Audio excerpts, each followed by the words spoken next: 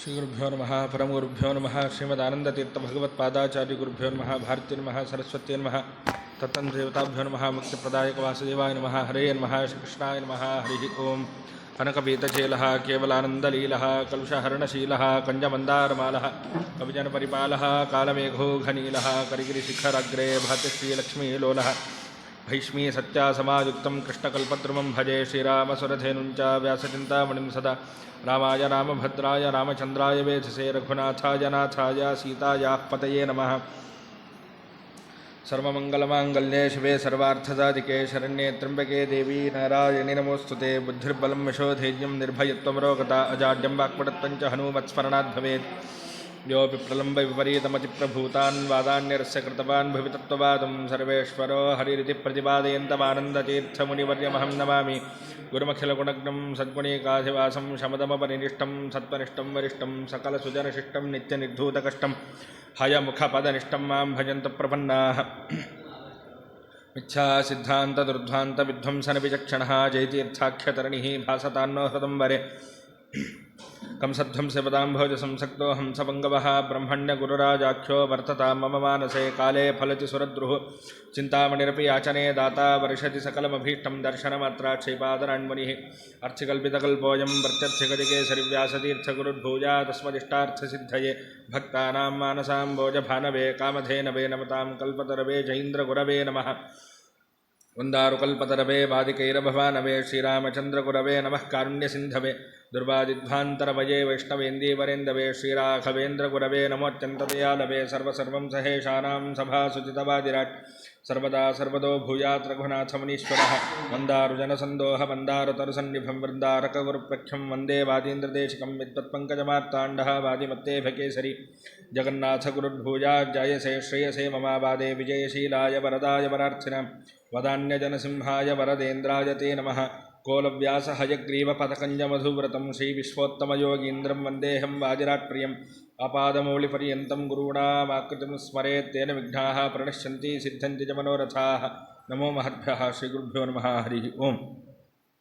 ಪವಿತ್ರವಾದಂತಹ ಈ ಕ್ಷೇತ್ರದಲ್ಲಿ ನಾವೆಲ್ಲರೂ ಕೂಡ ಏನು ರಾಮಾಯಣ ಚಿಂತನೆಯನ್ನು ಮಾಡ್ತಾ ಇದ್ದೇವೋ ಅದರ ಮುಂದುವರೆದ ಭಾಗವನ್ನು ಚಿಂತನೆ ಮಾಡೋಣ ಅಂತ ಹೇಳ್ತಾ, ನಿನ್ನೆಯ ದಿನ ಆ ಲಕ್ಷ್ಮಣ ತಾನು ಕೋಟೆಯ ಒಂದು ಬಾಗಿಲಿಗೆ ಬಂದಾಗ ತಾನು ಅಂಗದನನ್ನು ಹೇಳಿ ಕಳಿಸ್ತಾನೆ ಸುಗ್ರೀವ, ಇಲ್ಲ ಅವನನ್ನು ಕರ್ಕೊಂಡು ಬಾ ಅಂತ ಹೇಳಿದಾಗ ಆ ಲಕ್ಷ್ಮಣನಿಗೆ ಆ ದ್ವಾರ ಅನ್ನೋದು ತೆರೆಕೊಳ್ಳುತ್ತೆ. ಆ ಗುಹಾಪ್ರವೇಶವನ್ನು ಲಕ್ಷ್ಮಣ ತಾನು ಮಾಡಿದಾಗ ಹೇಗಿತ್ತು ಆ ಪರಿಸರ ಅನ್ನೋದನ್ನು ಹೇಳಿದರು. ಅನೇಕ ವಿಧವಾದಂತಹ ತೋಟಗಳು, ಪುಷ್ಪಗಳು, ಹಣ್ಣುಗಳು ಮತ್ತು ಒಳ್ಳೆಯ ಸುಗಂಧ ದ್ರವ್ಯಗಳು ಎಲ್ಲದರಿಂದ ಕೂಡಿದ್ದಂತಹ ಪಟ್ಟಣ ಆ ಕಿಷ್ಕಿಂಧ ಪಟ್ಟಣ. ಅನೇಕ ವಾನರ ಪ್ರಮುಖರ ಭವನಗಳು ಇರ್ತಕ್ಕಂಥದ್ದಾಯಿತು. ಬಲಿಷ್ಠರಾದಂತಹ ಕಪಿಗಳು ಒಳ್ಳೆ ಚೂಪಾದ ಆಯುಧಗಳನ್ನು ಹಿಡಿದುಕೊಂಡು ಅವರೆಲ್ಲರೂ ಕೂಡ ನಿಂತಿದ್ದಾರೆ. ಹೀಗೆ ಲಕ್ಷ್ಮಣ ಇದನ್ನೆಲ್ಲವನ್ನು ನೋಡಿಕೊಂಡು ತಾನು ಮುಂದೆ ಬಂದಿದ್ದಾನೆ. ಮುಂದೆ ಬಂದಾಗ ಅಲ್ಲಿ ದೊಡ್ಡದಾದಂತಹ ಭವನ, ಬಿಳಿ ಗೋಡೆಗಳಿಂದ ಕೂಡಿದಂತಹ ಭವನದ ಸುತ್ತಲೂ ಕೂಡ ಅನೇಕ ವೀರರಾದಂತಹ ಕಪಿಗಳು ನಿಂತಿದ್ದಾರೆ. ಅಲ್ಲಿ ಬಂದ ನೋಡಿದಾಗ ಅದು ಸುಗ್ರೀವನ ಅಂತಃಪುರದ ಭವನವಾಗಿತ್ತು. ಅಲ್ಲಿ ತಾನೇನು ಮಾಡ್ತಾನೆ, ಪ್ರವೇಶವನ್ನು ಮಾಡ್ತಾನೆ ಸುಗ್ರೀವ.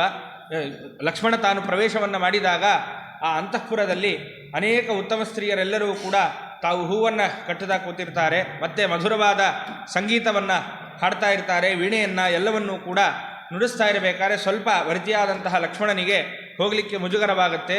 ಮುಜುಗರವಾದಾಗ ತಾನು ಆ ಒಂದು ತನ್ನ ಬಿಲ್ಲಿನಲ್ಲಿ ಇರತಕ್ಕಂತಹ ಆ ಒಂದು ತಂತಿಯನ್ನು ತಾನು ಎಳೆದು ಮೀಟತಕ್ಕಂಥವನಾಗ್ತಾನೆ. ಆ ಶಬ್ದಕ್ಕೆ ಅಲ್ಲಿದ್ದವರೆಲ್ಲರೂ ಕೂಡ ಸ್ತಬ್ಧರಾಗ್ತಾರೆ. ತದನಂತರದಲ್ಲಿ ತಾನು ಅಲ್ಲೇ ಒಂದು ಕಡೆ ನಿಂತಾಗ ಅಲ್ಲಿ ಸುಗ್ರೀವನಿಗೆ ಲಕ್ಷ್ಮಣ ಬಂದಿದ್ದಾನೆ ಅಂತ ಗೊತ್ತಾಗ್ತದೆ. ಯಾಕೆ ಅಂಗದನೂ ಕೂಡ ಲಕ್ಷ್ಮಣ ಬಂದಿದ್ದಾನೆ ಎನ್ನುವ ವಿಷಯವನ್ನು ಹೇಳಿದ್ದ. ಮತ್ತು ಈ ಒಂದು ಶಬ್ದವೂ ಕೂಡ ಆ ಸುಗ್ರೀವನ ಕಿವಿಗೆ ಬೀಳ್ತಕ್ಕಂಥದ್ದಾಯಿತು. ಬಿದ್ದ ತಕ್ಷಣ ಸುಗ್ರೀವ ತಾನು ಎಚ್ಚರಗೊಂಡಿದ್ದಾನೆ. ಎಚ್ಚರ ಆದ ಮೇಲೆ ತಾರೆಯನ್ನು ಕಳಿಸಿಕೊಟ್ಟಿದ್ದಾನೆ. ನೋಡಮ್ಮ, ನೀನೇ ಹೋಗಿ ಆ ಲಕ್ಷ್ಮಣನ ಹತ್ರ ಮಾತಾಡ್ತಕ್ಕಂಥವಳಾಗು.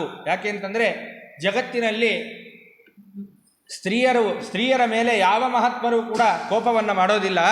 ಅದಕ್ಕಾಗಿ ನೀನು ಹೋಗಿ ಆ ಲಕ್ಷ್ಮಣನ ಬಳಿಯಲ್ಲಿ ನೀವು ಮಾತಾಡ್ದಿ ಅಂತಾದರೆ ಲಕ್ಷ್ಮಣ ಶಾಂತನಾಗ್ತಾನೆ, ಪ್ರಸನ್ನನಾಗ್ತಾನೆ ಅಂತ ಹೇಳಿ ಆ ಸುಗ್ರೀವ ತಾರೆಯನ್ನು ಕಳಿಸಿಕೊಟ್ಟಿದ್ದಾನೆ. ಅದರಂತೆ ತಾರೆ ಬಂದು ಎದುರಿಗೆ ನಿಂತ ತಕ್ಷಣ ತಾನು ತಲೆ ತಗ್ಗಿಸಿ ನಿಂತುಕೊಂಡ ಲಕ್ಷ್ಮಣ. ಆಗ ತಾರೆ ಮಾತಾಡಲಿಕ್ಕೆ ಶುರು ಮಾಡಿದ್ಲು. ಯಾಕಪ್ಪ ಇಷ್ಟು ಕೋಪಿಷ್ಠನಾಗಿ ಬಂದಿದ್ದಿ, ಏನಾಗಿದೆ ಅಂತೆಲ್ಲ ಕೇಳಿದಾಗ ಲಕ್ಷ್ಮಣ ಎಲ್ಲ ವೃತ್ತಾಂತವನ್ನು ಹೇಳ್ತಕ್ಕಂಥವನಾಗ್ತಾನೆ. ಹೀಗೆ ವರ್ಷಾಕಾಲ ಮುಗಿದಿದೆ, ಶರತ್ಕಾಲ ಬಂದಿದೆ, ಕೊಟ್ಟಂತಹ ಏನು ಮಾತಿದೆಯೋ ಅದರಂತೆ ಸುಗ್ರೀವ ನಡೀತಾ ಇಲ್ಲ ಅಂತ ಎಲ್ಲ ಮಾತುಗಳನ್ನು ಹೇಳಿದಾಗ ತಾನು ಲೋಲುಪತೆಯಲ್ಲಿ ಬಿದ್ದುಬಿಟ್ಟಿದ್ದಾನೆ. ಯಾರೋ ಸುಗ್ರೀವ. ಹೀಗೆ ಲಕ್ಷ್ಮಣ ಎಲ್ಲ ಏನು ವೃತ್ತಾಂತ ಇದೆಯೋ, ರಾಮ ಏನು ಸಂದೇಶವನ್ನು ಕಳಿಸಿಕೊಟ್ಟಿದ್ನೋ ಆ ಎಲ್ಲ ವೃತ್ತಾಂತವನ್ನು ಆ ಒಂದು ತಾರಾದೇವಿಯ ಮುಂದೆ ಲಕ್ಷ್ಮಣ ಎಲ್ಲವನ್ನು ಹೇಳಿದಾಗ ತಾರಾದೇವಿ ಹೇಳ್ತಾಳೆ, ಇಲ್ಲಪ್ಪ, ಹೌದು, ಏನು ಈ ಕಾಮಾಸಕ್ತಿ ಏನಿದೆಯೋ ಇದೆಲ್ಲವೂ ಕೂಡ ಧರ್ಮ ಅರ್ಥಗಳನ್ನು ದೂರ ಮಾಡ್ತಕ್ಕಂಥದ್ದಾಗುತ್ತೆ. ಆದ್ದರಿಂದ ರಾಜಕೀಯ ಕೆಲಸಗಳನ್ನೆಲ್ಲವನ್ನೂ ಬಿಟ್ಟಿದ್ದಾನೆ ಸುಗ್ರೀವ, ಮತ್ತು ಇದೆಲ್ಲವನ್ನೂ ಕೂಡ ಬಿಟ್ಟಿದ್ದಾನೆ, ಹೌದು.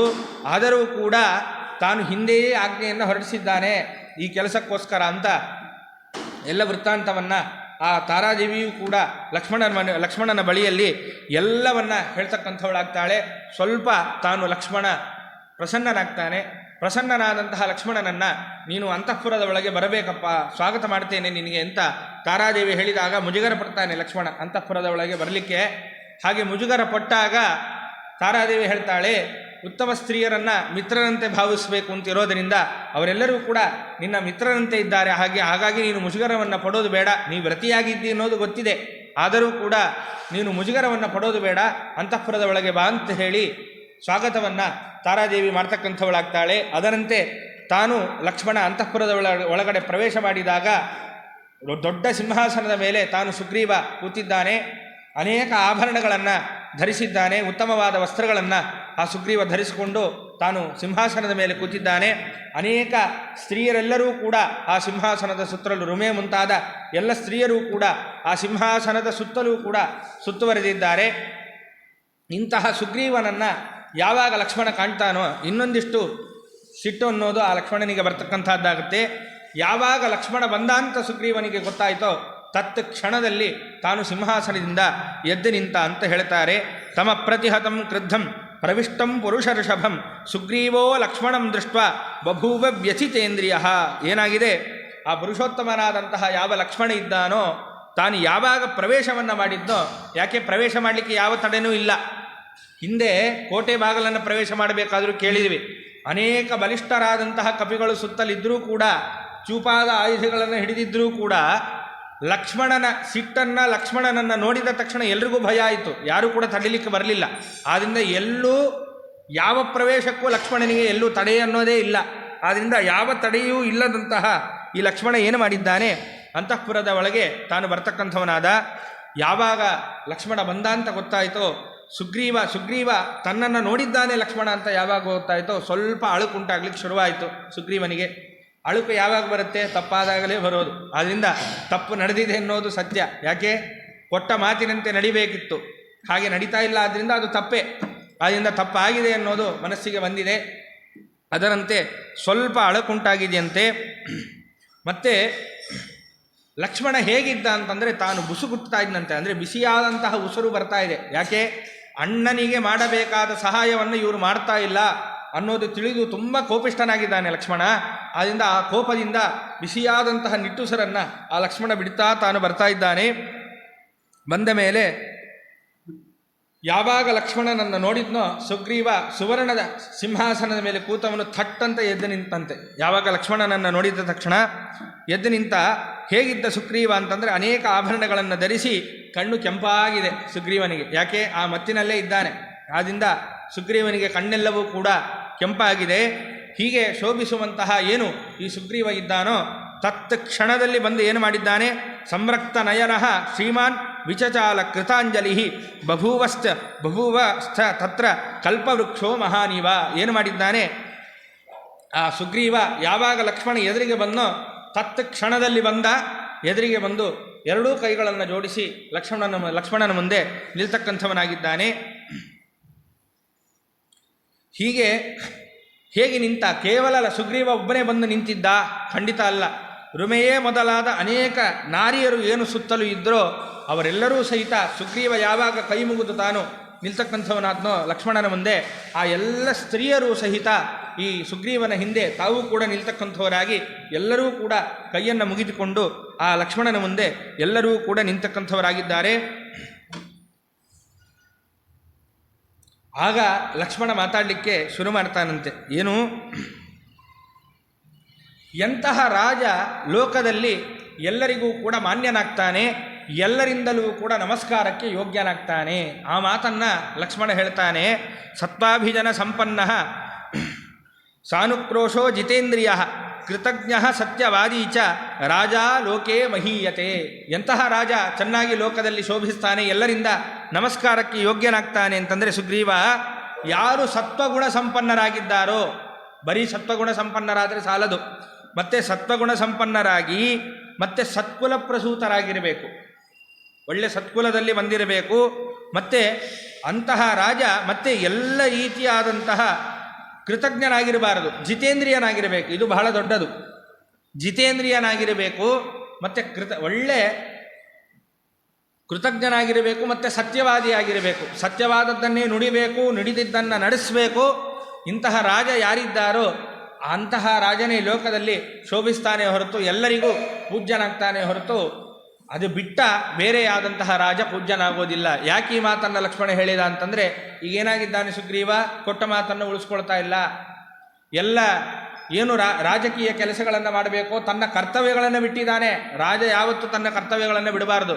ಯಾವಾಗ ಕರ್ತವ್ಯಗಳನ್ನು ಬಿಡ್ತಾರೋ ಆವಾಗಲೇ ಕೃತಜ್ಞರಾಗೋದು. ತಮ್ಮ ಕರ್ತವ್ಯ ಏನಿದೆಯೋ ಅದನ್ನೆಲ್ಲ ನಡೆಸಲೇಬೇಕು ರಾಜರಾದವರು. ಆದ್ದರಿಂದ ಈಗ ಸುಗ್ರೀವ ತನ್ನ ಕರ್ತವ್ಯಗಳನ್ನು ಬಿಟ್ಟಿದ್ದಾನೆ, ಎಲ್ಲವನ್ನ ಬಿಟ್ಟಿದ್ದಾನೆ. ಆದ್ದರಿಂದ ಈ ಒಂದು ಲೋಲುಪತೆಯಲ್ಲೇ ಬಿದ್ದಿದ್ದಾನೆ.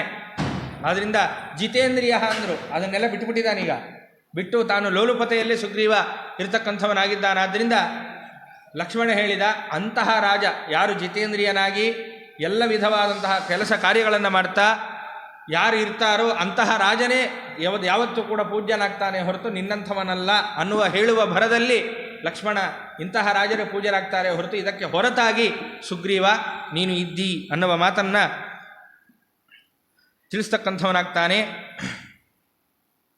ಯಾವ ರಾಜ ಅಧರ್ಮ ಮಾರ್ಗವನ್ನು ತುಳಿತಾನೋ ಮತ್ತು ಯಾರು ಉಪಕಾರವನ್ನು ಮಾಡಿರ್ತಾರೋ ಮಿತ್ರರು, ಅವರಿಗೆ ಯಾರು ಸುಳ್ಳು ಮಾತುಗಳನ್ನು ಕೊಡ್ತಾನೋ ಅವನು ಏನು ಅಂತ ಕರೆಸ್ಕೊಳ್ತಾನೆ ಅಂತಂದರೆ ಘಾತಕ. ಅವನು ಘಾತಕ ಅಂತ ಕರೆಸ್ಕೊಳ್ತಾನಂತೆ. ಯಾಕೆ? ಅವನು ಎಲ್ಲರನ್ನೂ ಕೂಡ ನೇರ ಸಾಯಿಸದೇ ಇರ್ಬೋದು, ಇನ್ನೊಂದು ರೀತಿಯಲ್ಲಿ ಕೊಂದಂಗೆ ಆಗ್ತದೆ. ಯಾಕೆ ಅಂತಂದರೆ ಸತ್ಯವಾದಿ ಅಲ್ಲ, ನುಡಿದಿದ್ದನ್ನು ಮಾಡೋದಿಲ್ಲ, ಮತ್ತೆ ಮಾಡಿದ ಉಪಕಾರವನ್ನು ಸ್ಮರಣೆ ಮಾಡಿ ಮತ್ತೆ ಆ ಪ್ರತ್ಯುಪಕಾರವನ್ನು ಮಾಡೋದಿಲ್ಲವಾದ್ದರಿಂದ ನಿನ್ನನ್ನು ಎಲ್ಲರೂ ಕೂಡ ದೂರಬೇಕಾಗುತ್ತೆ ಅನ್ನುವ ಮಾತನ್ನು ಲಕ್ಷ್ಮಣ ಸುಗ್ರೀವನಿಗೆ ಹೇಳ್ತಕ್ಕಂಥವನಾಗ್ತಾನೆ. ಮತ್ತು ಯಾರು ಇನ್ನೊಂದು ಮಾತನ್ನು ಲಕ್ಷ್ಮಣ ತಿಳಿಸಿಕೊಡ್ತಾನೆ. ಕುದುರೆಗೆ ಸಂಬಂಧಪಟ್ಟಂತೆ, ಕುದುರೆಯ ವಿಷಯದಲ್ಲಿ ಯಾರು ಸುಳ್ಳನ್ನು ಹೇಳ್ತಾರೋ 100 ಕುದುರೆಯನ್ನು ಸಂಹಾರ ಮಾಡಿದ ಪಾಪ ಅವರಿಗೆ ಬರ್ತಕ್ಕಂಥದ್ದಾಗುತ್ತಂತೆ. ಅಂದರೆ ಪ್ರಾಣಿಗಳಲ್ಲೂ ಕೂಡ ವಿಭಾಗಗಳಿವೆ. ಆಯಾಯ ಪ್ರಾಣಿಗಳಿಗೆ ಸಂಬಂಧಪಟ್ಟಂತೆ ಯಾವತ್ತೂ ನಾವು ವ್ಯತ್ಯಾಸಗಳನ್ನು ಮಾಡೋದು, ಸುಳ್ಳನ್ನಾಡೋದು ಮಾಡಬಾರದು.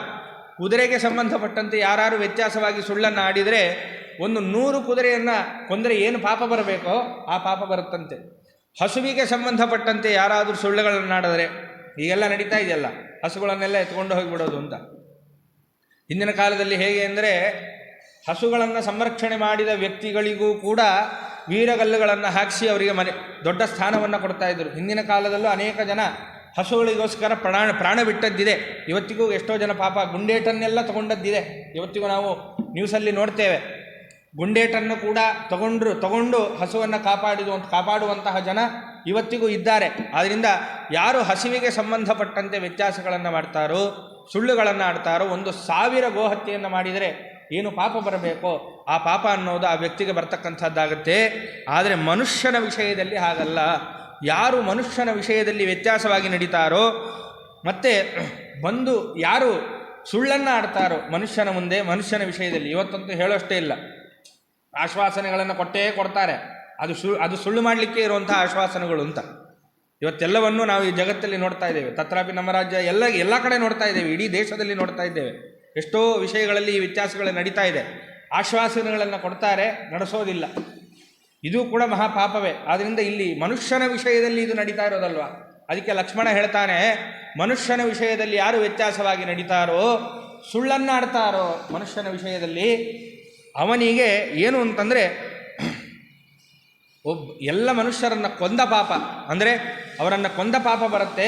ಬಂಧು ಹತ್ಯಾ ದೋಷ ಮುಂತಾದ ಎಲ್ಲ ಅನೇಕ ದೋಷಗಳು ಬಂದು ಸೇರ್ತಕ್ಕಂಥದ್ದಾಗುತ್ತೆ. ಯಾಕೆ ಈ ಮಾತನ್ನೆಲ್ಲ ಹೇಳ್ತಾ ಇದ್ದಾನೆ? ಸಹಾಯ ಮಾಡ್ತೀನಿ ಅಂತ ಹೇಳಿದಿ, ಸುಗ್ರೀವ ಮಾಡ್ತಾ ಇಲ್ಲ ನೀನು. ಅದಕ್ಕೋಸ್ಕರ ಈ ಎಲ್ಲ ವಿಷಯಗಳನ್ನು ಲಕ್ಷ್ಮಣ ನುಡಿತಾ ಇದ್ದಾನೆ.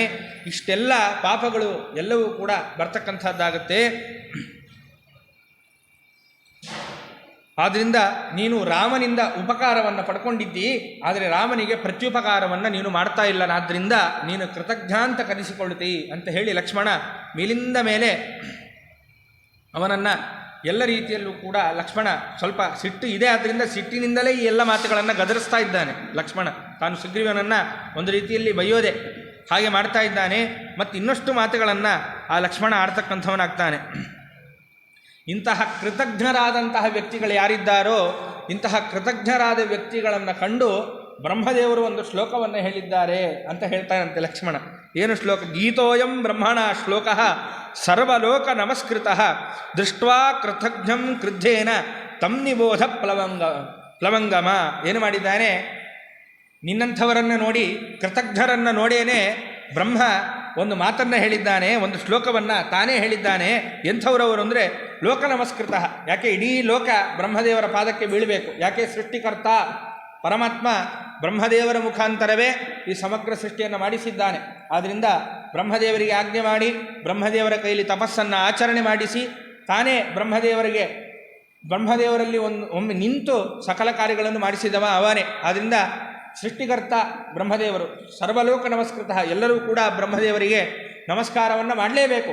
ಇಂತಹ ಬ್ರಹ್ಮದೇವರು ಒಂದು ಶ್ಲೋಕವನ್ನು ಹೇಳಿದ್ದಾರಪ್ಪ. ಯಾರನ್ನು ನೋಡಿ ಹೇಳಿದ್ದಾರೆ? ದೃಷ್ಟ್ವಾ ಕೃತಜ್ಞಂ ಕ್ರುದ್ಧೇನ. ಬರೀ ಹೇಳಿದ್ದಲ್ಲ, ಬ್ರಹ್ಮದೇವರು ಸಿಟ್ಟಿನಿಂದ ಹೇಳಿದರಂತೆ. ಕ್ರುದ್ಧೇನ, ಸಿಟ್ಟಿನಿಂದ ಹೇಳಿದ್ದಾರೆ. ಯಾರನ್ನು ನೋಡಿ? ಕೃತಜ್ಞರಾದಂತಹ ವ್ಯಕ್ತಿಗಳನ್ನು ನೋಡಿ ಸಿಟ್ಟಿನಿಂದ ಒಂದು ಶ್ಲೋಕವನ್ನು ಬ್ರಹ್ಮದೇವರು ಹೇಳಿದ್ದಾರೆ. ಅದನ್ನು ನಿನಗೆ ತಿಳಿಸಿಕೊಡ್ತೇನೆ ಕೇಳು ಅಂತ ಹೇಳಿ. ಇದೆಲ್ಲ ಸುಗ್ರೀವನಿಗೆ ಗೊತ್ತಿಲ್ಲ ಅಂತ ಅರ್ಥ ಅಲ್ಲ. ಇವತ್ತಿಗೂ ಕೂಡ ಲೋಕದಲ್ಲಿ ನೋಡ್ತೇವಲ್ಲ, ಒಳ್ಳೆ ಮರ್ಮಯುಕ್ತವಾಗಿ ಮಾತಾಡ್ತಾರೆ. ತಾವು ಬೈಬೇಕಾದರೆ ಮರ್ಮಯುಕ್ತವಾಗಿ ಬೈಗಳನ್ನು ಬೈತಾರೆ, ನೇರ ಬೈಯಲ್ಲ. ಹೀಗಿದೆ ನೋಡ್ಕೋ, ನೀನು ಹೀಗಿದ್ದೀಯಲ್ಲ ಅಂತ ಹಾಗೆ ಬೈತಾರಲ್ಲ ಲೋಕದಲ್ಲಿ. ಹಾಗೆ ಲಕ್ಷ್ಮಣ ಹೇಳ್ತಾ ಇದ್ದಾರೆ.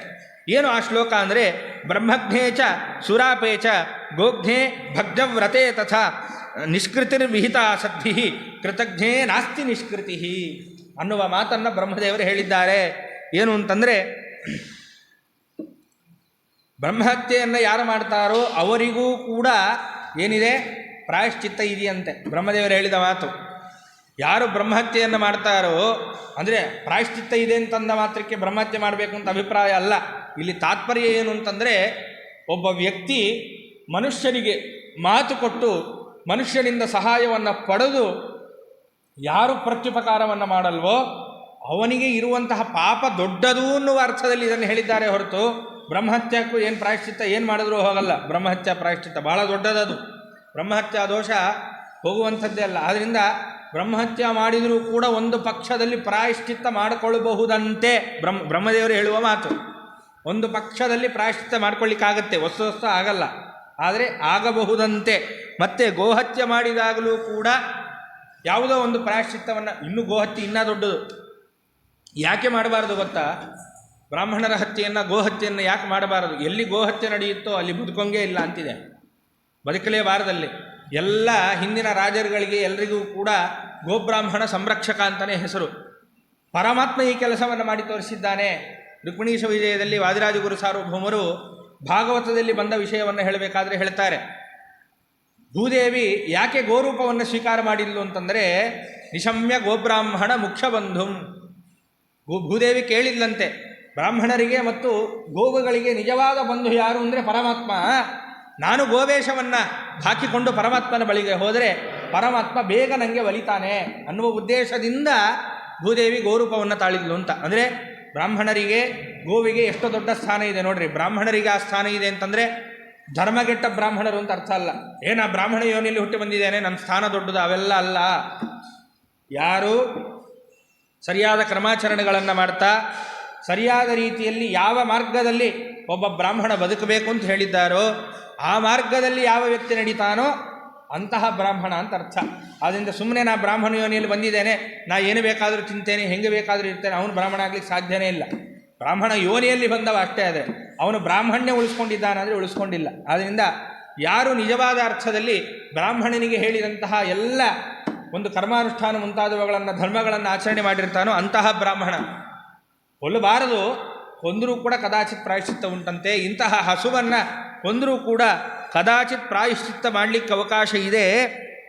ಆದರೆ ಯಾವನು ಕೃತಜ್ಞನೋ, ಮಾಡಿದ ಉಪಕಾರವನ್ನು ಸ್ವೀಕಾರ ಮಾಡಿ ಪ್ರತ್ಯುಪಕಾರವನ್ನು ಯಾರು ಮಾಡೋದಿಲ್ವೋ ಅಂತಹ ಕೃತಜ್ಞನಿಗೆ ಯಾವತ್ತೂ ಕೂಡ ಪ್ರಾಯಶ್ಚಿತ್ತ ಇಲ್ಲ.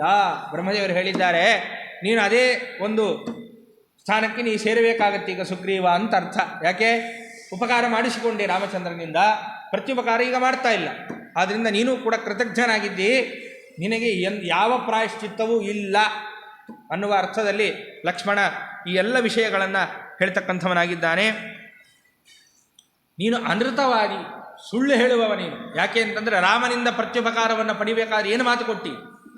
ಸೀತಾನ್ವೇಷಣವನ್ನು ಮಾಡಿ ಸೀತೆಯನ್ನು ಕರೆತರುವ ಜವಾಬ್ದಾರಿ ನನ್ನದು, ನಿನಗೆ ಸಕಲ ವಿಧವಾದಂತಹ ಸಹಾಯವನ್ನು ಮಾಡ್ತೇನೆ ಅಂತ ನೀನು ಮಾತು ಕೊಟ್ಟಿ.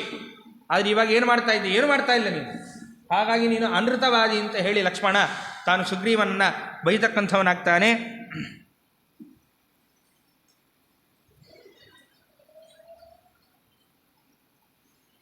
ಇಷ್ಟೆಲ್ಲ ಆದ ಮೇಲೆ ನೀನು ಉಪಕಾರವನ್ನೇನೋ ಸ್ವೀಕಾರ ಮಾಡಿಬಿಟ್ಟು, ಸ್ವೀಕಾರ ಮಾಡಿ ಪ್ರತ್ಯುಪಕಾರವನ್ನು ಮಾಡಲೇಬೇಕು.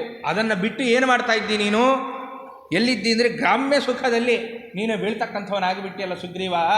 ಪ್ರತ್ಯುಪಕಾರವನ್ನು ವಸ್ತು ನೀ ಮಾಡಬೇಕು, ಮಾಡೋದಿರಲಿ. ಎಲ್ಲಿ ಹೋಗಿ ಬಿದ್ದಿದ್ದಿ ನೀನು? ಈ ಒಂದು ಗ್ರಾಮ್ಯ ಸುಖದಲ್ಲಿ ಹೋಗಿ ನೀನು ಬೀಳ್ತಕ್ಕಂಥವನಾದ್ಯಲ್ಲ ಸುಗ್ರೀವ. ಆದ್ದರಿಂದ ನೀನು ಏನಾಗಿ ಬಿಟ್ಟಿದ್ದಿ ಈಗ ಅಂತಂದರೆ, ಈ ಬಾವಿಯಲ್ಲಿದ್ದ ಕಪ್ಪೆ ಅಂತಾರಲ್ಲ, ಉದಾಹರಣೆ ಕೊಡ್ತಾರಲ್ಲ, ನೀನೊಂಥರ ಬಾವಿಯಲ್ಲಿದ್ದ ಕಪ್ಪೆ ಇದ್ದಂಗಪ್ಪ, ನಿಮಗೆ ಜಗತ್ತಿನ ಪರಿವೇ ಇರೋದಿಲ್ಲ.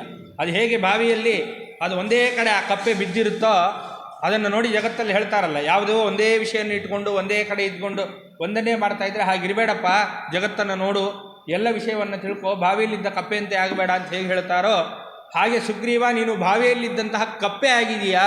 ಯಾಕೆ? ನಿನಗೇನೀಗ ಯಾವುದರಲ್ಲಿ ಆಸಕ್ತಿ ಇರೋದು? ಆ ಕಾಮಲೋಲುಪತೆಯಲ್ಲೇ ನೀನು ಬಿದ್ದುಬಿಟ್ಟು ಬಾವಿಯಲ್ಲಿರೋ ಕಪ್ಪೆ ಇದ್ದಂಗೆ ಅಲ್ಲೇ ಆಸಕ್ತನಾಗಿ ನೀನು ಬಿದ್ದಿದ್ದೀಯೇ ಹೊರತು ಎಲ್ಲವನ್ನು ನೀನು ಬಿಟ್ಟುಬಿಟ್ಟಿದ್ದೀಯ. ಆದ್ದರಿಂದ ನೀನು ಕೃತಜ್ಞ ಅನ್ನುವ ಮಾತನ್ನು ಲಕ್ಷ್ಮಣ ಸುಗ್ರೀವನಿಗೆ ಅರ್ಥಕ್ಕಂಥವನಾಗ್ತಾನೆ. ಆದರೆ ಇನ್ನೊಂದು ಮಾತನ್ನು ಹೇಳ್ತಾನೆ. ಎಂಥ ಸ್ಥಿತಿ ಬಂದೊದಗಿತು ನೋಡು. ಮಹಾಭಾಗೇನ ರಾಮೇಣ ಪಾಪ ಕರುಣ ವೇದಿನ ಹರೀಣಾಂ ಪ್ರಾಪಿತೋ ರಾಜ್ಯಂ ತ್ವಂದುರಾತ್ಮ ಮಹಾತ್ಮನ. ಶ್ರೀರಾಮಚಂದ್ರ ಏನು ಮಾಡಿದ್ದಾನೆ ಅಂತಂದರೆ, ಒಳ್ಳೆ ಮಹಾತ್ಮನಾದಂತಹ ಶ್ರೀರಾಮಚಂದ್ರ ಅವನಿಗೆ ಗೊತ್ತಾಗದೇ ಹೋಯಿತು. ನಿನ್ನ ಸುಖ ದುಃಖಗಳನ್ನು ತಾನು ಕೇಳಿ ಕರುಣಾಮಯಿಯಾದಂತಹ ಆ ಶ್ರೀರಾಮಚಂದ್ರ ತಾನೇನು ಮಾಡಿದ್ದಾನೆ ಅಂತಂದರೆ, ದುರಾತ್ಮನಾದಂತಹ ನಿನಗೆ ಈ ಕಪಿರಾಜ್ಯವನ್ನು ತಾನು ಕೊಡಿಸ್ತಕ್ಕಂಥವನಾದ. ಶ್ರೀರಾಮಚಂದ್ರ ದೇವರಿಗೂ ಇದು ಗೊತ್ತಿಲ್ಲ ಅಂದರೆ ಅಭಿಪ್ರಾಯ ಹಾಗಲ್ಲ. ಲೋಕದಲ್ಲಿ ವ್ಯವಹಾರ ಹಾಗೆ ಮಾಡ್ತೇವೆ. ಸರ್ವಜ್ಞನಾದಂತಹ ಶ್ರೀರಾಮಚಂದ್ರ ದೇವರಿಗೆ ಗೊತ್ತಿಲ್ಲದೆ ಇದ್ದಿದ್ದೇನಿದೆ, ಸಕಲವೂ ಗೊತ್ತಿದೆ. ಆದರೂ ಕೂಡ ಲಕ್ಷ್ಮಣ ಬೈಬೇಕಾದರೆ ಹಾಗೆ ಬೈತಾನೆ. ಶ್ರೀರಾಮಚಂದ್ರ ಪಾಪ ನಿನ್ನ ದುಃಖವನ್ನು ನೋಡಿ, ನಿನ್ನ ಒಂದು ಸ್ಥಿತಿಯನ್ನು ಕಂಡು ನಿನ್ನಂತಹ ವ್ಯಕ್ತಿಗೆ ಈ ಕಪಿರಾಜ್ಯವನ್ನು ಕೊಡಿಸಿಬಿಟ್ನಲ್ಲ, ನೀನು ಕೃತಜ್ಞ, ನಿನ್ನಂತಹ ವ್ಯಕ್ತಿಗೆ ಈ ರಾಜ್ಯವನ್ನು ಕೊಡಿಸಿಬಿಟ್ಟ ರಾಮಚಂದ್ರ ಅಂತ ಹೇಳಿ. ಮತ್ತಷ್ಟೇ ಅಲ್ಲ, ರಾಮಚಂದ್ರ ದೇವರ ಮಹತ್ವ ಹೇಳ್ತೇನೆ ಕೇಳು. ಲೀಲಾಜಾಲವಾಗಿ ಎಲ್ಲ ಕೆಲಸಗಳನ್ನು ಅವನೊಬ್ಬನೇ ಮಾಡಬಲ್ಲ, ಅಷ್ಟು ಸಾಮರ್ಥ್ಯ ಅವನಿಗಿದೆ. ಯಾಕೆ? ಸಾಕ್ಷಾತ್ ನಾರಾಯಣ ಅವತಾರ ಮಾಡಿ ಬಂದಿರೋದು. ನಿನ್ನ ಯಾರ ಅವಶ್ಯಕತೆಯೂ ಶ್ರೀರಾಮಚಂದ್ರ ದೇವರಿಗಿಲ್ಲ. ಆದರೂ ಕೂಡ ನಿನಗೋಸ್ಕರ ನಾನು ಏನು ಉಪಕಾರ ಮಾಡಿದ್ದಾನೋ ಆ ಉಪಕಾರವನ್ನು ನೆನೆಸ್ತಾ ನೀನು ಪ್ರತ್ಯುಪಕಾರವನ್ನು ಮಾಡ್ತೀ ಅಂತ ಏನು ನೀನು ಮಾತು ಕೊಟ್ಟಿದ್ದೀಯೋ ಆ ಮಾತನ್ನು ಕೂಡ ತಾನು ನೆನೆಸ್ಕೊಳ್ತಾ ರಾಮಚಂದ್ರ ಕೂತಿದ್ದಾನೆ. ನಿನ್ನ ಅವಶ್ಯಕತೆಯೇ ರಾಮಚಂದ್ರ ದೇವರಿಗಿಲ್ಲ, ಎಲ್ಲವನ್ನೂ ತಾನೇ ಮಾಡಬಲ್ಲ. ಯಾಕೆಂದರೆ ಕೃಷ್ಣ ಪರಮಾತ್ಮ ಮಹಾಭಾರತ ಯುದ್ಧವನ್ನು ಯಾಕೆ ಮಾಡಿಸ್ಬೇಕಾಗಿತ್ತು? ಅವನೊಬ್ಬನೇ ಎಲ್ಲವನ್ನು ಮಾಡ್ಬೋದಾಗಿತ್ತು. ಆದರೆ ಎಲ್ಲರಿಗೂ ಸೇವೆಯನ್ನು ಕೊಡಬೇಕು, ಎಲ್ಲರಿಗೂ ಕೂಡ ಸೇವಾ ಭಾಗ್ಯವನ್ನು ಕೊಟ್ಟು ಅವನು ಪುಣ್ಯ ಕೊಡದೇ ಇದ್ದರೆ ನಮ್ಮ ಹಣೆ ಬಾರ ನಾವೆಲ್ಲಿಂದ ಪುಣ್ಯ ಮಾಡೋದು? ದೇವರು ಮಾಡಿಸಿದ್ರುಂಟು, ಇಲ್ಲೋದ್ರಿಲ್ಲ. ಸದ್ಯ ನಮಗೊಂದು ಧ್ಯಾನ ಕೊಡಲಿಕ್ಕಾಗೋದಿಲ್ಲ. ಪ್ರತಿನಿತ್ಯ ನಾವು ಜಪ ಕೂತ್ರೆ ನಮ್ಮ ಮನಸ್ಸು ಎಲ್ಲೋ ಇರುತ್ತೆ. ಒಂದು ಜಪದಲ್ಲಿ ಮನಸ್ಸನ್ನು ನಮಗೆ ನಿಯಂತ್ರಣ ಮಾಡಲಿಕ್ಕಾಗೋದಿಲ್ಲ. ನಮ್ಮ ಪುಣ್ಯಗಳನ್ನೆಲ್ಲ ನಾವೇ ಗಳಿಸ್ತೇವೆ ಅಂತಂದರೆ ಎಷ್ಟು ಮೂರ್ಖರಾಗಬೇಕಾಗುತ್ತೆ. ಒಂದು ಮನಸ್ಸು ದೇವರಲ್ಲಿಡೋದು ಬಹಳ ಕಷ್ಟ ಇದೆ. ಆ ಸ್ಥಿತಿ ನಮ್ಮ ಸ್ಥಿತಿ. ಜಪ ಕೂತಾಗಲೆಲ್ಲ ಬೇರೆ ಕಡೆ ಯಾವಾಗಲೂ ಶಾಂತವಾಗಿದ್ದ ಮನಸ್ಸು ಜಪ ಕೂತ್ರೆ ಎಲ್ಲೆಲ್ಲೋ ಹೋಗುತ್ತೆ ಆ ಮನಸ್ಸು. ಆದರೆ ಆ ಮನಸ್ಸನ್ನು ಅವನಿಟ್ಟುಂಟು. ದಾಸರು ಚೆನ್ನಾಗಿ ಹೇಳ್ತಾರೆ, ಮನಸ್ಸು ನಿಲ್ಲಿಸೋ ನಿನ್ನ ಚರಣ ಕಮಲದಲ್ಲಿ ಅನುದಿನ ಶ್ರೀಹರಿಯೇ ಹರಿವರ್ಗ ಜಯಿಸದೆ ಪರರ ಬಗಿಲ ಕಾಯ್ದೆ ಹರಿವರ್ಗ ಜಯಿಸದೆ. ಇದೇ ಸ್ಥಿತಿ ತಾನೀಗ. ಹರಿಷಡ್ವರ್ಗಗಳನ್ನು ಜಯಿಸಲ್ಲ, ಇದೇ ಯಾವುದೋ ಒಂದು ಲೋಲುಪತೆಯಲ್ಲಿ ಬಿದ್ದು ಬಿಡ್ತೇವೆ, ಕಾಮಾಸಕ್ತಿಯಲ್ಲೇ ಇರ್ತೇವೆ, ಅಲ್ಲೇ ಆಸಕ್ತಿ ಅನ್ನೋದಿರುತ್ತೆ. ಹೀಗಿದ್ದಾಗ ಮನಸ್ಸು ನಿಲ್ಲು ಅಂದರೆ ಎಲ್ಲಿಂದ ನಿಲ್ಲುತ್ತಪ್ಪ ನನಗೆ ಸ್ವಾಮಿ? ಆದರೆ ನಾನು ಮನಸ್ಸು ನಿಲ್ಲಿಸ್ಕೊಳ್ತೀನಿ ನಿನ್ನಲ್ಲಿ ಅಂದರೆ ಆಗೋದಿಲ್ಲ. ನೀನು ಮನಸ್ಸು ನಿಲ್ಲಿಸಿದಲ್ಲಿ ಅದಾಗುತ್ತೆ. ಇವಾಗ ಸುಗ್ರೀವನ ಸ್ಥಿತಿನೂ ಅದೇ ಅಲ್ವಾ, ಹರಿಷಡ್ವರ್ಗಗಳನ್ನು ಜಯಿಸಬೇಕು, ಅದನ್ನು ಬಿಟ್ಟುಬಿಟ್ಟಿದ್ದಾನೆ. ಆದ್ದರಿಂದ ಒಂದು ರಾಮಚಂದ್ರ ದೇವರಿಗೇನೆ ಎಲ್ಲವನ್ನೂ ಮಾಡಿಕೊಳ್ಳುವ ಒಂದು ಸಾಮರ್ಥ್ಯ ಇದೆ. ಯಾಕೆ ಈ ಕಪಿಗಳನ್ನ ಮತ್ತು ಈ ಸುಗ್ರೀವನನ್ನೆಲ್ಲ ಯಾಕೆ ಕಾದಿದ್ದಾನೆ ರಾಮಚಂದ್ರ? ಅವರಿಗೂ ಪುಣ್ಯ ಕೊಡಬೇಕಲ್ಲ. ಅವನು ಪುಣ್ಯ ಕೊಟ್ಟರೆ ಉಂಟು ಅಂತ ಅದಕ್ಕೆ ಹೇಳಿದ್ದು. ಅವನು ಮನಸ್ಸು ನಿಲ್ಲಿಸಿದ್ರೆ ನಮ್ಮ ಧ್ಯಾನ, ಇಲ್ಲದ್ರೆ ಏನಿದೆ? ಹಾಗೆ ಅವನು ಪುಣ್ಯ ಕೊಟ್ಟರೆ ನಮಗೆ ಪುಣ್ಯ, ಅವನು ಸೇವಾ ಭಾಗ್ಯ ತೊಗೊಂಡ್ರೆ ನಮಗೆ ಸೇವಾ ಭಾಗ್ಯ, ಇಲ್ಲದ್ರೆ ಏನಿದೆ? ಈಗ ಗುರುಗಳು ಬಂದಿರ್ತಾರೆ, ಗುರುಗಳು ಬಂದಾಗ ಅವರಿಗೆ ಏನಾದರೂ ಅವ್ರನ್ನ ಕರ್ಕೊಂಡು ಬರೋದು ಅಥವಾ ಅವರನ್ನು ಕೂಡಿಸೋದು, ಅವರ ಪಾದವನ್ನು ಒತ್ತೋದು ಏನಾಗಬೇಕಾಗಿಲ್ಲ. ಅವರು ವೈರಾಗ್ಯದಿಂದ ಆಶ್ರಮ ತಗೊಂಡಿರ್ತಾರೆ. ನಾವು ಪಾದ ಒತ್ತೋದ್ರಿಂದ ಅವ್ರಿಗೇನಾಗುತ್ತೆ? ಗುರುಗಳಿಗೆ ನಾವು ಪಾದ ಒತ್ತೋದ್ರಿಂದ ಏನಾಗುತ್ತೆ? ಅವ್ರಿಗೆ ಏನಾಗಲ್ಲ, ಎಲ್ಲವನ್ನು ಬಿಟ್ಟಿರ್ತಾರೆ ಅವರು. ಸುಸ್ತು ಅವೆಲ್ಲ ಅದನ್ನೆಲ್ಲ ಮೀರಿ ಹೋಗಿಬಿಟ್ಟಿರ್ತಾರೆ ಯತಿಗಳು.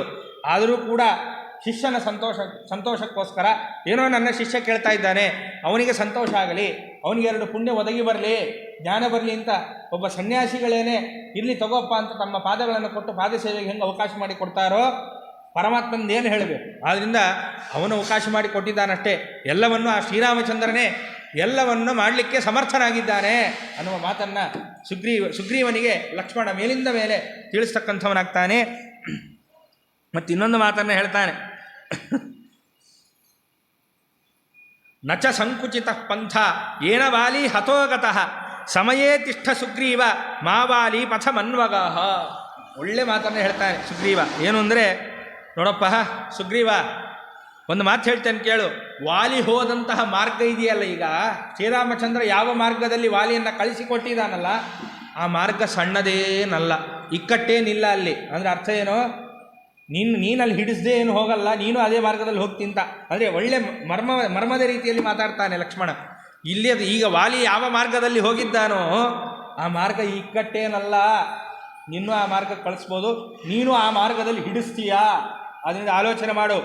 ವಾಲಿಯ ಮಾರ್ಗವನ್ನು ಹಿಡಿತೀಯಾ, ಪ್ರತ್ಯುಪಕಾರವನ್ನು ಮಾಡ್ತೀಯ ನೀನು ಅನ್ನುವ ಮಾತನ್ನು, ನೀನೇನಾದರೂ ಉಪಕಾರವನ್ನು ಮಾಡೋದಿಲ್ಲ, ಕೃತಜ್ಞನಾಗಿ ಹೀಗಿರ್ತೇನೆ ಅನ್ನೋದಾದರೆ, ವಾಲಿಗೆ ಯಾವ ಮಾರ್ಗವನ್ನು ಶ್ರೀರಾಮಚಂದ್ರ ತೋರಿಸ್ಕೊಟ್ಟಿದ್ದಾನೋ ಅದೇ ಮಾರ್ಗವನ್ನು ನಿನಗೂ ಕೂಡ ತೋರಿಸ್ಕೊಡ್ಬೇಕಾಗತ್ತೆ ಅನ್ನುವ ಮಾತನ್ನು ಸುಗ್ರೀವನಿಗೆ ಯಾರೋ ಲಕ್ಷ್ಮಣ ಹೇಳ್ತಾನೆ. ಎಂತಹ ಎದೆಗಾರಿಕೆ ಇರಬೇಕು ನೋಡ್ರಿ. 1 ಕೋಟಿ ಜನ ಕಪಿಗಳಲ್ಲಿದ್ದಾರೆ, ಸೈನ್ಯ ಇದೆ, ಬಂದಿರೋದು ಒಬ್ಬ ಲಕ್ಷ್ಮಣ.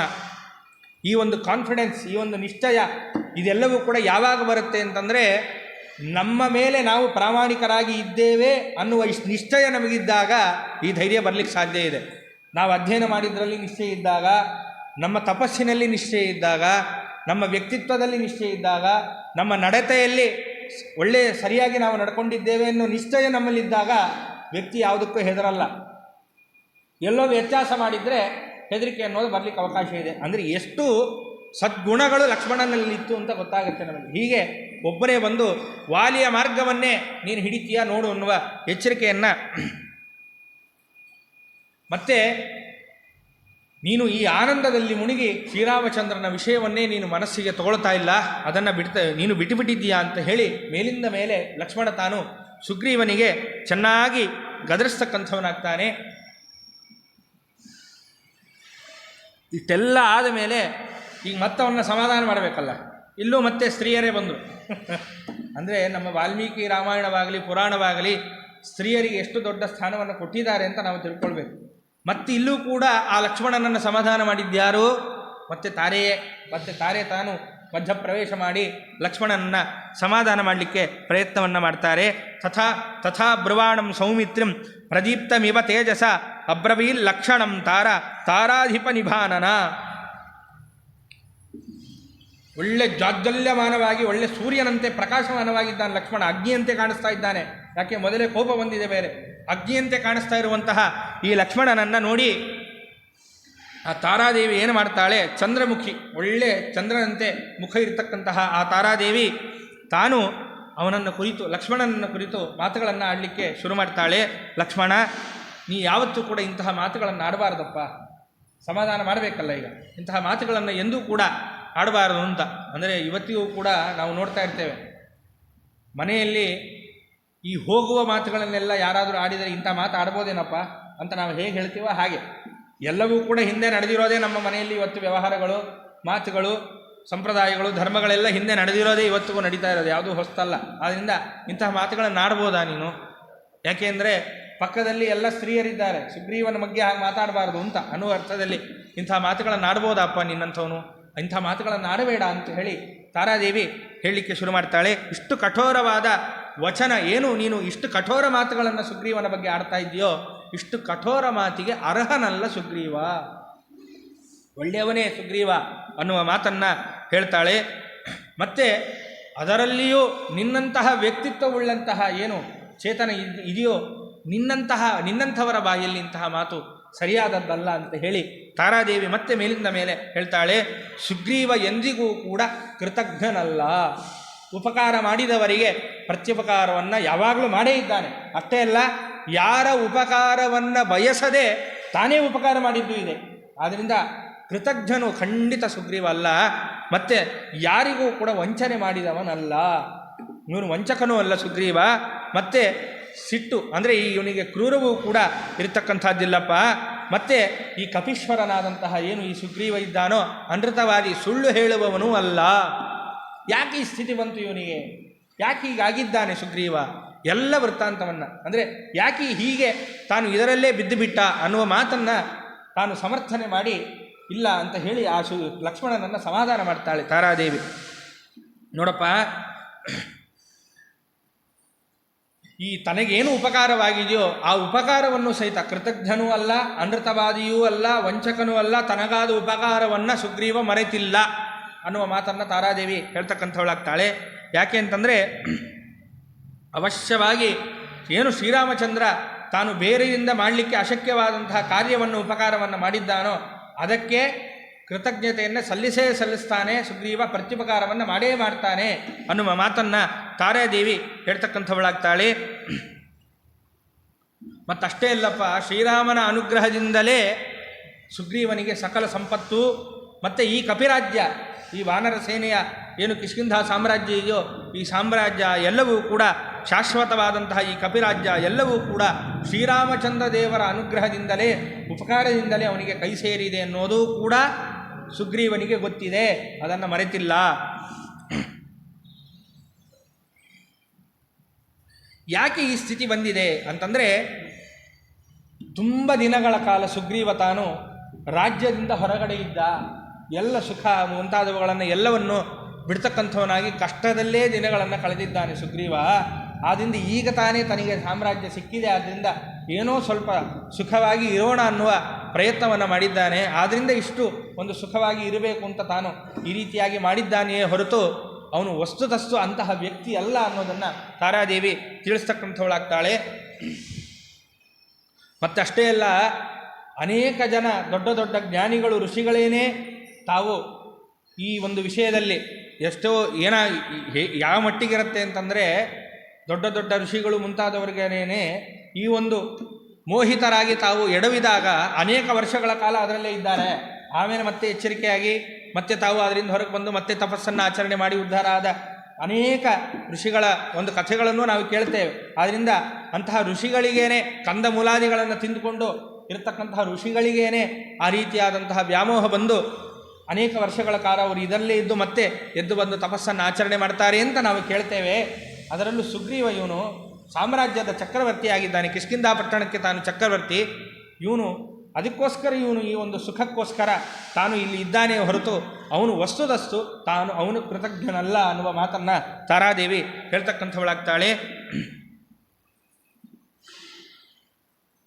ಮತ್ತಷ್ಟೇ ಅಲ್ಲ, ಈಗ ತಾನೇ ತವನಿಗೆ ಸಾಮ್ರಾಜ್ಯ ಸಿಕ್ಕಿದೆ, ಆದ್ದರಿಂದ ಏನೋ ಕಾಮಾಸಕ್ತನಾಗಿ ಅದರಲ್ಲಿ ಇನ್ನೂ ತೃಪ್ತಿಯನ್ನು ಕಾಣದೆ ಹೀಗೆ ತಾನು ವರ್ತಿಸಿದ್ದಾನೆ ಹೊರತು ವಸ್ತುದಸ್ತು ಅವನಿಗೆ ವಂಚನೆ ಮಾಡುವಂತಹ ಭಾವನೆ ಯಾವುದೂ ಕೂಡ ಸುಗ್ರೀವನಿಗೆ ಇಲ್ಲ ಅಂತ ಹೇಳಿ ಮೇಲಿಂದ ಮೇಲೆ ಸುಗ್ರೀವನ ವಿಷಯಕ್ಕೆ ನೀನು ಕೋಪವನ್ನು ಮಾಡ್ಕೊಳ್ಬಾರ್ದು ಅನ್ನೋದನ್ನು ತಿಳಿಸೋಕ್ಕೋಸ್ಕರ. ಯಾಕಂದರೆ ಪೂರ್ಣ ಸುಗ್ರೀವನ ಕಡೆನೂ ಹೇಳಬಾರ್ದು, ಲಕ್ಷ್ಮಣನ ಕಡೆನೂ ಇರಬಾರ್ದು, ಆ ರೀತಿಯಾದಂತಹ ಮಾತು. ಅದರಿಂದ ಏನೋ ಎಡವಿದ್ದಾನೆ, ಆದ್ದರಿಂದ ನೀನು ಕೋಪವನ್ನು ಮಾಡ್ಕೊಳ್ಬೇಡ ಅಂತ ಹೇಳಿ ತಾರಾದೇವಿ ಅವನನ್ನು ಕ್ಷಮಿಸು ಅನ್ನುವ ಮಾತನ್ನು ಮೇಲಿಂದ ಮೇಲೆ ಮತ್ತೆ ತಾರಾದೇವಿ ಲಕ್ಷ್ಮಣನಿಗೆ ಹೇಳ್ತಕ್ಕಂಥವಳಾಗ್ತಾಳೆ.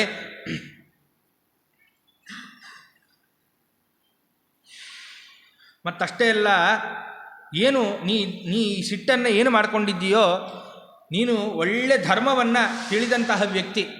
ಧರ್ಮವನ್ನು ತಿಳಿದಂತಹ ವ್ಯಕ್ತಿಗಳು ಯಾವತ್ತೂ ಕೂಡ ವಿಷಯಗಳನ್ನು ಅರಿಯದೆ ಸುಮ್ಮನೆ ಕೋಪವನ್ನು ಮಾಡ್ಕೊಳ್ಬಾರ್ದಪ್ಪ. ನೀನು ಒಳ್ಳೆ ಧರ್ಮವನ್ನು ತಿಳಿದಂತಹ ವ್ಯಕ್ತಿ ಲಕ್ಷ್ಮಣ. ಸುಮ್ಮನೆ ಈ ಎಲ್ಲ ವಿಷಯಗಳನ್ನು ನೀನು ಅರಿಯದೆ ಸುಮ್ಮನೆ ನೀನು ಆ ಕೋಪವನ್ನು ಮಾಡ್ಕೊಳ್ಬೇಡ ಅಂತ ಹೇಳಿ ಸುಗ್ರೀವನಿಗೋಸ್ಕರ ತಾನು ಒಂದೇ ಮನಸ್ಸಿನಿಂದ ಆ ತಾರಾದೇವಿ ಆ ಲಕ್ಷ್ಮಣನಲ್ಲಿ ಬೇಡಿಕೊಳ್ತಾಳೆ. ಇದೆಲ್ಲ ಆದ ಮೇಲೆ ಆ ಲಕ್ಷ್ಮಣನಿಗೂ ಕೂಡ ಪ್ರಸನ್ನತೆ ಅನ್ನೋದು ಬರುತ್ತೆ. ಪ್ರಸನ್ನನಾಗ್ತಾನೆ. ತಾನು ಸಿಟ್ಟಿನಿಂದ ಏನೇನು ಮಾತುಗಳನ್ನಾಡಿದ್ನೋ ಅದೆಲ್ಲವನ್ನೂ ಕೂಡ ಬದಿಗೆ ಒತ್ತತಕ್ಕಂಥವನಾಗಿ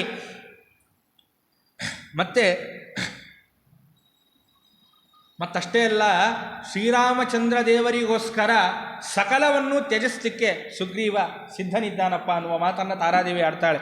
ಈ ಸಾಮ್ರಾಜ್ಯ ಆಗ್ಬೋದು, ಮತ್ತು ರುಮೆ ಮುಂತಾದ ಎಲ್ಲರನ್ನೂ ಕೂಡ ಪರಿತ್ಯಜಿಸಿ ಶ್ರೀರಾಮನಿಗೋಸ್ಕರ ಏನನ್ನ ಬೇಕಾದರೂ ಮಾಡಲಿಕ್ಕೆ ಸಮರ್ಥನಾಗಿದ್ದಾನೆ ಸುಗ್ರೀವ, ಸಿದ್ಧನಿದ್ದಾನೆ. ಆದ್ದರಿಂದ ಇಂತಹ ಸುಗ್ರೀವನ ಮೇಲೆ ನೀನು ಕೋಪವನ್ನು ಮಾಡಿಕೊಳ್ಬೇಡ ಅಂತ ಹೇಳಿ ಮತ್ತೆ ಮೇಲಿಂದ ಮೇಲೆ ತಾರಾದೇವಿ ಕೇಳ್ತಕ್ಕಂಥವಳಾಗ್ತಾಳೆ. ಮತ್ತು ಸುಗ್ರೀವ ರಣಾಂಗಣದಲ್ಲಿ ಅವಶ್ಯವಾಗಿ ರಾವಣನೊಟ್ಟಿಗೆ ಕಾದಾಡಿ ಆ ಸೀತಾದೇವಿಯನ್ನು ಕರೆದುಕೊಂಡು ಬಂದು ಶ್ರೀರಾಮಚಂದ್ರ ದೇವರಿಗೆ ಒಪ್ಪಿಸುವಂತಹ ಕೆಲಸಗಳನ್ನೆಲ್ಲವನ್ನೂ ಕೂಡ ಮಾಡ್ತಾನೆ. ಯಾಕೆ? ಆ ರಾವಣ ಎಂಥವನು ಅನ್ನೋದನ್ನು ವಾಲಿ ನನಗೆ ತಿಳಿಸಿಕೊಟ್ಟಿದ್ದಾನೆ, ಸ್ವಲ್ಪ ಮಟ್ಟಿಗೆ ನನಗೆ ಗೊತ್ತಿದೆ ಅನ್ನುವ ಮಾತನ್ನು ತಾರಾದೇವಿ ಆಡ್ತಾಳೆ. ವಾಲಿ ತಿಳಿಸಿಕೊಟ್ಟಿದ್ದಾನೆ. ಅನೇಕ ಕೋಟ್ಯಾನುಕೋಟಿ ರಾಕ್ಷಸರು ಅಲ್ಲಿ ಸುತ್ತುವರೆದಿದ್ದಾರಂತೆ. ಇಂತಹ ಕೋಟ್ಯಾನುಕೋಟಿ ರಾಕ್ಷಸರನ್ನು ಭೇದಿಸಿ ರಾವಣನನ್ನು ಸಂಹಾರ ಮಾಡಿಕೊಂಡು ಬರೋದು ಅಷ್ಟು ಸುಲಭದ ಮಾತಲ್ಲ. ಎಷ್ಟು ಸಂಖ್ಯೆಯಲ್ಲಿ ರಾಕ್ಷಸರಿದ್ದರು ಅನ್ನೋದನ್ನು ತಿಳಿಸಿಕೊಡ್ತಾರೆ. 1,00,000 ಕೋಟಿ 36,000 36,100 ಜನ ರಾಕ್ಷಸರಿದ್ರಂತೆ. ನೀವೇ ಎಣಿಸ್ಕೊಳ್ರಿ, ನನಗೂ ಎಣಿಸೋಕ್ಕಾಗಲ್ಲ. ಆದ್ದರಿಂದ ಇಷ್ಟು ಸಂಖ್ಯೆಯಲ್ಲಿ ಅಂದರೆ ಕೋಟಿಗಟ್ಟಲೆ ರಾಕ್ಷಸರಿದ್ದಾರೆ ಅಂತ ಅದು ಒಂದು ಸಂಖ್ಯೆಯನ್ನು ಇಲ್ಲಿ ತೋರಿಸಿಕೊಡ್ತಾರೆ. ಹೀಗೆ ಲಂಕಾಪಟ್ಟಣದಲ್ಲಿ ಇಷ್ಟು ಜನ ರಾಕ್ಷಸರಿದ್ದಾರೆ. ಇಂತಹ ರಾಕ್ಷಸರನ್ನೆಲ್ಲ ಭೇದಿಸಿ ರಾವಣನನ್ನು ಕೊಂದು ಸೀತೆಯನ್ನು ತರೋದು ಅಂದರೆ ಸುಲಭದ ಮಾತಲ್ಲ. ಇದೆಲ್ಲದಕ್ಕೂ ಕೂಡ ಸುಗ್ರೀವ ಖಂಡಿತವಾಗಲೂ ಕೂಡ ತಾನು ಪ್ರತ್ಯುಪಕಾರವನ್ನು ಮಾಡೇ ಮಾಡ್ತಾನೆ ಅನ್ನುವ ಮಾತನ್ನು ತಾರಾದೇವಿ ಲಕ್ಷ್ಮಣನಿಗೆ ಹೇಳ್ತಕ್ಕಂಥವಳಾಗ್ತಾಳೆ. ಮತ್ತೆ ಯಾಕೆ ಈ ಮಾತನ್ನು ಹೇಳಿದ್ಲು ಅಂತಂದರೆ, ಇಂತಹ ರಾವಣನನ್ನು ಕೊಂದು ಅವನನ್ನು ಭೇದಿಸಿ ತರಬೇಕು ಅಂತಾದರೆ ಸೈನ್ಯದ ಅವಶ್ಯಕತೆ ಬಹಳ ಇದೆ. ಆದ್ದರಿಂದ ಈ ಕಪಿಸೈನ್ಯ ಎಲ್ಲವನ್ನೂ ಕೂಡ ಸುಗ್ರೀವ ಪಣಕ್ಕಿಟ್ಟು ಸೈನ್ಯವನ್ನೆಲ್ಲವನ್ನೂ ತಗೊಂಡು ಹೋಗಿ ಸುಗ್ರೀವ ಆ ಸೀತೆಯನ್ನು ಕರ್ಕೊಂಡು ಬರಲಿಕ್ಕೆ ಏನು ಮಾಡಬೇಕೋ ಎಲ್ಲವನ್ನೂ ಕೂಡ ಮಾಡಲಿಕ್ಕೆ ಸಿದ್ಧನಿದ್ದಾನೆ ಸುಗ್ರೀವ ಅನ್ನುವ ಮಾತನ್ನು ತಾರಾದೇವಿ ಎಲ್ಲ ವಿಷಯಗಳನ್ನು ಹೇಳ್ತಕ್ಕಂಥವಳಾಗಿದ್ದಾಳೆ. ಮತ್ತಷ್ಟೇ ಅಲ್ಲ, ಇಲ್ಲಿ ಆವಾಗಲೇ ಆಜ್ಞೆಯನ್ನು ಮಾಡಿ ಆಗಿದೆ ಸುಗ್ರೀವ. ಏನು ಎಲ್ಲ ಕಪಿಗಳನ್ನು ಕರೆತನ್ನಿ ಅಂತ ಆಜ್ಞೆಯನ್ನು ಕೂಡ ಮಾಡಿ ಆಗೋಗಿದೆ. ನೀಲನ ಮುಖಾಂತರ ಆಜ್ಞೆಯನ್ನು ಮಾಡಿಸಿ ಹೇಳಿ ಆಗೋಗಿದೆ. ಆದ್ದರಿಂದ ಅನೇಕ ಜನ ಪರಾಕ್ರಮಿಗಳಾದಂತಹ ಕಪಿವೀರರೆಲ್ಲರೂ ಕೂಡ ಇಷ್ಟರೊಳಗೆ ಇಲ್ಲಿ ಬರುವವರಿದ್ದಾರೆ. ಆದ್ದರಿಂದ ಈ ದಿನವೇ ಇಷ್ಟರಲ್ಲೇ ಈ ದಿನ ಇವತ್ತು ನಾಳೆ ಒಳಗೇನೆ ಆ ಎಲ್ಲ ಕಪಿವೀರರು ಇಲ್ಲಿ ಬಂದು ಸೇರ್ತಕ್ಕಂಥವರಾಗ್ತಾರೆ. ಅವಶ್ಯ ಎಲ್ಲ ಕಪಿವೀರರು ಸುಗ್ರೀವ ಎಲ್ಲರೂ ಸೇರಿ ಶ್ರೀರಾಮಚಂದ್ರ ದೇವರ ಸೇವೆಯನ್ನು ಪ್ರತ್ಯುಪಕಾರವನ್ನು ಎಲ್ಲರೂ ಕೂಡ ಮಾಡ್ತಕ್ಕಂಥವರಾಗ್ತಾರೆ ಅನ್ನುವ ಮಾತನ್ನು ತಾರಾದೇವಿ ಇಷ್ಟೆಲ್ಲ ಮಾತುಗಳನ್ನು ಆಡಬೇಕಾದರೆ ಸುಗ್ರೀವನ ಮೇಲೆ ಇದ್ದಂತಹ ಸಿಟ್ಟು ಲಕ್ಷ್ಮಣನಿಗೆ ಕಡಿಮೆ ಆಯಿತು. ಪ್ರಸನ್ನನೂ ಆದ ಲಕ್ಷ್ಮಣ ಇಷ್ಟೆಲ್ಲ ಮಾತುಗಳನ್ನು ಆಡ್ತಕ್ಕಂಥವಳಾದಲು. ಮತ್ತೆ ಹೇಳಿದ್ಲು, ಅನೇಕ ಭಲ್ಲೂಕಗಳು ಕರಡಿ ಮುಂತಾದವುಗಳೆಲ್ಲವೂ ಕೂಡ ರಾಮಚಂದ್ರ ದೇವರ ಸೇವೆಗಾಗಿ ಬರ್ತಾ ಇದ್ದಾರೆ ಬೇರೆ ವನಗಳಲ್ಲಿದ್ದಂತಹ. ಆ ಎಲ್ಲರೂ ಕೂಡ ಬಂದ ಮೇಲೆ ಆ ಸೀತಾನ್ವೇಷಣ ಮುಂತಾದ ಎಲ್ಲ ಕಾರ್ಯಗಳನ್ನು ಮಾಡ್ತಕ್ಕಂಥವರಾಗ್ತಾರೆ ಎನ್ನುವ ಮಾತನ್ನು ತಾರಾದೇವಿ ಹೇಳಿದ ಮೇಲೆ ಇನ್ನೊಂದು ಮಾತನ್ನು ಹೇಳ್ತಾಳೆ. ನಿನ್ನ ಮುಖವನ್ನು ನೋಡ್ತಾ ಇದ್ದರೆ ಭಯವಾಗ್ತಾ ಇದೆ, ನಿನ್ನ ಕಣ್ಣು ಕೆಂಪಾಗಿದೆ, ಸಿಟ್ಟಿನಿಂದ ಮುಖವನ್ನು ನೋಡ್ತಾ ಇದ್ದರೆ ನನಗೆ ಭಯವಾಗ್ತಾ ಇದೆ, ಅದೆಲ್ಲವನ್ನು ಕೂಡ ನೀನು ಪರಿತ್ಯಜಿಸು ಅಂತ ಹೇಳಿ ಆ ತಾರಾದೇವಿ ಲಕ್ಷ್ಮಣನನ್ನು ಮೇಲಿಂದ ಮೇಲೆ ಬೇಡಿಕೊಂಡಾಗ ತಾನು ಪ್ರಸನ್ನನಾಗಿ ಆ ಸಿಟ್ಟನ್ನು ಬದಿಗೆ ಒತ್ತತಕ್ಕಂಥವನಾಗ್ತಾನೆ. ಇಷ್ಟೆಲ್ಲ ಆದ ಮೇಲೆ ಇತ್ಯುಕ್ತ ತಾರಯ ವಾಕ್ಯಂ ಪ್ರಶ್ರಿತಂ ಧರ್ಮ ಸಂಹಿತಂ ಮೃದು ಸ್ವಭಾವ ಸೌಮಿತ್ರಿ ಪ್ರತಿಜಗ್ರಾಹ ತದ್ವಚಃ. ಯಾವಾಗ ತಾರಾದೇವಿ ಇಷ್ಟೆಲ್ಲ ಒಳ್ಳೆ ಮಾತುಗಳನ್ನು ಆಡಿದ್ಲೋ, ಯಾಕೆ ತಾರಾದೇವಿ ಆಡಿದ ಪ್ರತಿಯೊಂದು ಮಾತಲ್ಲೂ ಕೂಡ ತಥ್ಯ ಇದೆ ಅನ್ನೋದನ್ನು ಅರತಂತಹ ಒಳ್ಳೆ ಜ್ಞಾನಿ ಲಕ್ಷ್ಮಣ, ಧರ್ಮಜ್ಞ. ಆದ್ದರಿಂದ ಇದೆಲ್ಲವನ್ನೂ ಕೂಡ ಸರಿಯಾಗಿ ತಿಳಿದುಕೊಂಡಂತಹ ಲಕ್ಷ್ಮಣ ಏನು ಮಾಡ್ತಾನೆ, ಈ ತಾರಾದೇವಿ ಧರ್ಮಯುಕ್ತವಾದಂತಹ ಮಾತುಗಳನ್ನೇ ಆಡಿದ್ದಾಳೆ, ಆದ್ದರಿಂದ ಈ ಮಾತನ್ನು ನಾನು ಕೇಳಬೇಕು ಅಂತ ಹೇಳಿ ತಾನೇನು ಮಾಡಿದ್ದಾನೆ, ಆ ತಾರಾದೇವಿಯ ಮಾತನ್ನೆಲ್ಲವನ್ನು ಆಳಿಸಿ ಅದಕ್ಕೆ ಅನುಮೋದನೆಯನ್ನು ಮಾಡ್ತಕ್ಕಂಥವನಾಗಿದ್ದಾನೆ ಲಕ್ಷ್ಮಣ. ಇದು ಬೇಕು ನಮಗೆ ಇವತ್ತು. ಏನೋ ಹೇಳಿಬಿಟ್ರು ಅನ್ನೋ ಮಾತಕ್ಕೆ ನಮ್ಮದೇನೋ ಇರುತ್ತೆ ಅಂತ ಹೇಳಿ ನಾವು ನಮ್ಮದೇ ಸಾಧಿಸಬೇಕು ಅಂತ ಹೇಳಿ ಒಳ್ಳೆಯವರು ಒಳ್ಳೆ ಮಾತನ್ನು ಹೇಳಿದ್ರು ತಗೊಳ್ಳೋ ಸ್ಥಿತಿ ಇವತ್ತು ಜಗತ್ತಲ್ಲಿಲ್ಲ. ಲಕ್ಷ್ಮಣನನ್ನು ನೋಡಿ ನಾವು ಕಲಿಬೇಕು. ತಾರಾದೇವಿ ಯಾವ ಲೆಕ್ಕ, ತಾರಾದೇವಿ ಹೇಳಿದರೂ ಕೂಡ ಧರ್ಮಯುಕ್ತವಾದ ಮಾತುಗಳನ್ನು ಆಡಿದ್ದಾಳೆ ಅಂತ ಆ ಎಲ್ಲ ಮಾತುಗಳನ್ನು ಸ್ವೀಕಾರ ಮಾಡಿದ್ನೋ ಇಲ್ಲೋ. ಹಾಗೇನೆ ಯಾರು ಧರ್ಮಯುಕ್ತವಾದ ಮಾತುಗಳನ್ನು ಆಡ್ತಾರೋ, ಏನೋ ನಮ್ಮ ಕೋಪದಲ್ಲಿ ಮತ್ತು ನಮ್ಮದೇ ನಡಿಬೇಕು ಅನ್ನುವ ಭರದಲ್ಲಿ ಧರ್ಮಯುಕ್ತವಾದಂತಹ ಮಾತನ್ನು ನಾವು ಬದಿಗೊತ್ತಿ ಎಷ್ಟೋ ಕೆಲಸಗಳನ್ನು ಮಾಡಿಬಿಡ್ತೇವೆ. ಹಾಗೆ ಮಾಡಬಾರ್ದು. ಲಕ್ಷ್ಮಣ ತಿಳಿಸಿಕೊಡ್ತಾನೆ. ಅದಕ್ಕೆ ವಿವೇಕ ಇಟ್ಟುಕೊಂಡು ಪ್ರತಿಯೊಂದನ್ನು ನಾವು ಆಲೋಚನೆ ಮಾಡಿದರೆ ಅದು ಸರಿಯಾಗಿ ಇರ್ತದೆ. ಯಾವಾಗ ವಿವೇಕವನ್ನು ಬಿಟ್ಟು ಕ್ರೋಧ ಮುಂತಾದವುಗಳಿಗೆ ಒಳಗಾಗ್ತೇವೋ ಆವಾಗ ವ್ಯತ್ಯಾಸವಾಗುತ್ತೆ. ಆದ್ದರಿಂದ ವಿವೇಕಿಯಾದಂತಹ ಈ ಲಕ್ಷ್ಮಣ ಧರ್ಮಯುಕ್ತವಾದಂತಹ ಮಾತುಗಳನ್ನು ತಾರಾದೇವಿ ಆಡಿದ್ದಾಳೆ ಅಂತ ತಿಳಿದು ತಾನೂ ಕೂಡ ಪ್ರಸನ್ನನಾಗ್ತಾನೆ. ಪ್ರಸನ್ನನಾದ ಮೇಲೆ ಆ ಕಪೀಶ್ವರನಿಗೆ, ಯಾರು ಆ ಸುಗ್ರೀವ, ಕಪೀಶ್ವರನಾದಂತಹ ಸುಗ್ರೀವನಿಗೂ ಕೂಡ ಲಕ್ಷ್ಮಣನಿಂದ ಏನು ಭಯ ಇತ್ತೋ, ಈಗ ಪ್ರಸನ್ನನಾದ ಲಕ್ಷ್ಮಣ, ಆದ್ದರಿಂದ ಲಕ್ಷ್ಮಣನಿಂದ ಏನು ಭಯ ಇತ್ತೋ ಆ ಭಯವೂ ಕೂಡ ಈಗ ಸುಗ್ರೀವನಿಗೆ ದೂರವಾಗ್ತಕ್ಕಂಥದ್ದಾಯಿತು. ಇದೆಲ್ಲ ಆದ ಮೇಲೆ ಸುಗ್ರೀವ ಏನು ಮಾಡ್ತಾನೆ ಅಂದರೆ, ತತಃ ಕಂಠಗತಂ ಮಾಲ್ಯಂ ಚಿತ್ರಂ ಬಹುಗುಣಂ ಮಹತ್ ಚಿಚ್ಛೇದ ವಿಮದಶ್ಚಾಸೀತ್ ಸುಗ್ರೀವೋ ವಾನರೇಶ್ವರ. ಇಲ್ಲಿಯವರೆಗೂ ಸ್ವಲ್ಪ ಮದ ಇತ್ತು, ಆ ಮದ ಇಳಿದಿದೆ ಇವಾಗ ಸುಗ್ರೀವನಿಗೆ. ಅಂದರೆ ಏನು, ಆ ಲೋಲುಪತೆಯಲ್ಲಿ ಬಿದ್ದಿದ್ದ, ಅದರಿಂದ ಮತ್ತು ಮುಂತಾದವುಗಳೆಲ್ಲವೂ ಕೂಡ ಇರ್ತಕ್ಕಂಥದ್ದಾಗುತ್ತೆ. ಅದೆಲ್ಲವೂ ಕೂಡ ಈಗ ಸುಗ್ರೀವನಿಗೆ ಇಳಿತಕ್ಕಂಥದ್ದಾಯಿತು. ಇದೆಲ್ಲವೂ ಕೂಡ ಇಳಿದ ಮೇಲೆ ತತಃ ಕಂಠಗತಂ ಮಾಲ್ಯಂ, ತನ್ನ ಕಂಠದಲ್ಲಿ ದೊಡ್ಡದಾದಂತಹ ಒಂದು ಮಾಲೆಯನ್ನು ತಾನು ಧರಿಸಿದ್ದ ಸುಗ್ರೀವ. ಆ ಮಾಲೆಯನ್ನು ತಾನು ಏನು ಮಾಡಿದ್ದಾನೆ, ಆ ಪುಷ್ಪಮಾಲೆಯನ್ನು ಹೀಗೆ ಕಿತ್ತಿ ಪಕ್ಕಕ್ಕೆ ಎಸೆದಂತೆ ತಾನು ಎಸಿತಕ್ಕಂಥವನಾಗಿ ಅವನಲ್ಲಿದ್ದಂತಹ ಮತ್ತು ಮಧ್ಯದ ಎಲ್ಲವೂ ಕೂಡ ಇಳಿತಕ್ಕಂಥದ್ದಾಗಿದೆ. ಇಳಿದ ಮೇಲೆ ಆ ಲಕ್ಷ್ಮಣನನ್ನು ಕುರಿತು ತಾನೇನು ಮಾಡಿದ್ದಾನೆ, ಮಾತನ್ನಾಡಲಿಕ್ಕೆ ಶುರು ಮಾಡಿದ್ದಾನೆ. ಯಾರೂ ಸುಗ್ರೀವ. ಸಲಕ್ಷ್ಮಣಂ ಭೀಮಬಲಂ ಸರ್ವವಾನರ ಸತ್ತಮಃ ಅಬ್ರವೀತ್ ಪ್ರಶ್ರಿತಂ ವಾಕ್ಯಂ ಸುಗ್ರೀವ ಸಂಪ್ರಹರ್ಷಯನ್. ಏನು ಮಾಡಿದ್ದಾನೆ, ಆಮೇಲೆ ಮಾತುಗಳನ್ನು ಆಡಲಿಕ್ಕೆ ಆ ವಾನರೋತ್ತಮನಾದಂತಹ ಸುಗ್ರೀವ ಮುಂದಾಗಿದ್ದಾನೆ. ಸೌಮಿತ್ರಿ ಅಂತ ಹೇಳಿ ಸಂಬೋಧನೆಯನ್ನು ಮಾಡ್ತಾ ಇದ್ದಾನೆ. ಯಾಕೆ, ಸುಮಿತ್ರೆಯ ಮಗ, ಆದ್ದರಿಂದ ಲಕ್ಷ್ಮಣನನ್ನು ಹಾಗೆ ಕರೀತಾ, ಶ್ರೀರಾಮನ ಅನುಗ್ರಹದಿಂದಲೇ ಇದೆಲ್ಲವೂ ಕೂಡ ನನಗೆ ಲಭಿಸಿದೆ. ಇವಾಗ ಬುದ್ಧಿ ಬಂದಿದೆ. ಆದ್ದರಿಂದ ಇವಾಗ ಒಳ್ಳೆಯ ಮಾತುಗಳನ್ನು ಸುಗ್ರೀವ ಆಡಲಿಕ್ಕೆ ಶುರು ಮಾಡ್ತಾನೆ. ನೋಡಪ್ಪ ಲಕ್ಷ್ಮಣ, ನೀ ಹೇಳಿದಂತೆ ಪ್ರತಿಯೊಂದೂ ಕೂಡ ನನಗೆ ಏನು ಅನುಭವಿಸ್ತಾ ಇದ್ದೇನೋ ಇದೆಲ್ಲವೂ ಕೂಡ ಶ್ರೀರಾಮಚಂದ್ರ ದೇವರ ಅನುಗ್ರಹದಿಂದಲೇ, ನನಗೆ ಆಶೀರ್ವಾದದಿಂದಲೇ ಸಿಗ್ತಕ್ಕಂಥದ್ದಾಗಿದೆ. ನನಗೆ ಬಂದಂತಹ ಕೀರ್ತಿ ಇರ್ಬೋದು, ಬಹಳಷ್ಟು ಕೀರ್ತಿ ಇದೆ ನನಗೆ. ಈಗ ಈ ಕೀರ್ತಿ ಇರ್ಬೋದು, ಇಡೀ ಕಿಷ್ಕಿಂಧ ಪಟ್ಟಣಕ್ಕೆ ನಾನು ರಾಜನಾಗಿದ್ದೇನೆ, ಕಪಿ ಸಾಮ್ರಾಜ್ಯಕ್ಕೆ ರಾಜನಾಗಿದ್ದೇನೆ. ಇದೆಲ್ಲವೂ ಕೂಡ ನನಗೆ ಶ್ರೀರಾಮಚಂದ್ರ ದೇವರ ಅನುಗ್ರಹದಿಂದಲೇ ನನಗೆ ದೊರಕಿದ್ದು ಅನ್ನುವ ವಿಷಯ ನನಗೆ ಮನವರಿಕೆ ಆಗಿದೆ. ಯಾವತ್ತೂ ಕೂಡ ಅದು ಮನಸ್ಸಿಂದ ನನಗೆ ಹೋದ ವಿಷಯವಲ್ಲ, ಎಂದಿಗೂ ಅದು ನನ್ನ ಆತ್ಮಸಾತ್ತಾದಂತಹ ವಿಷಯ.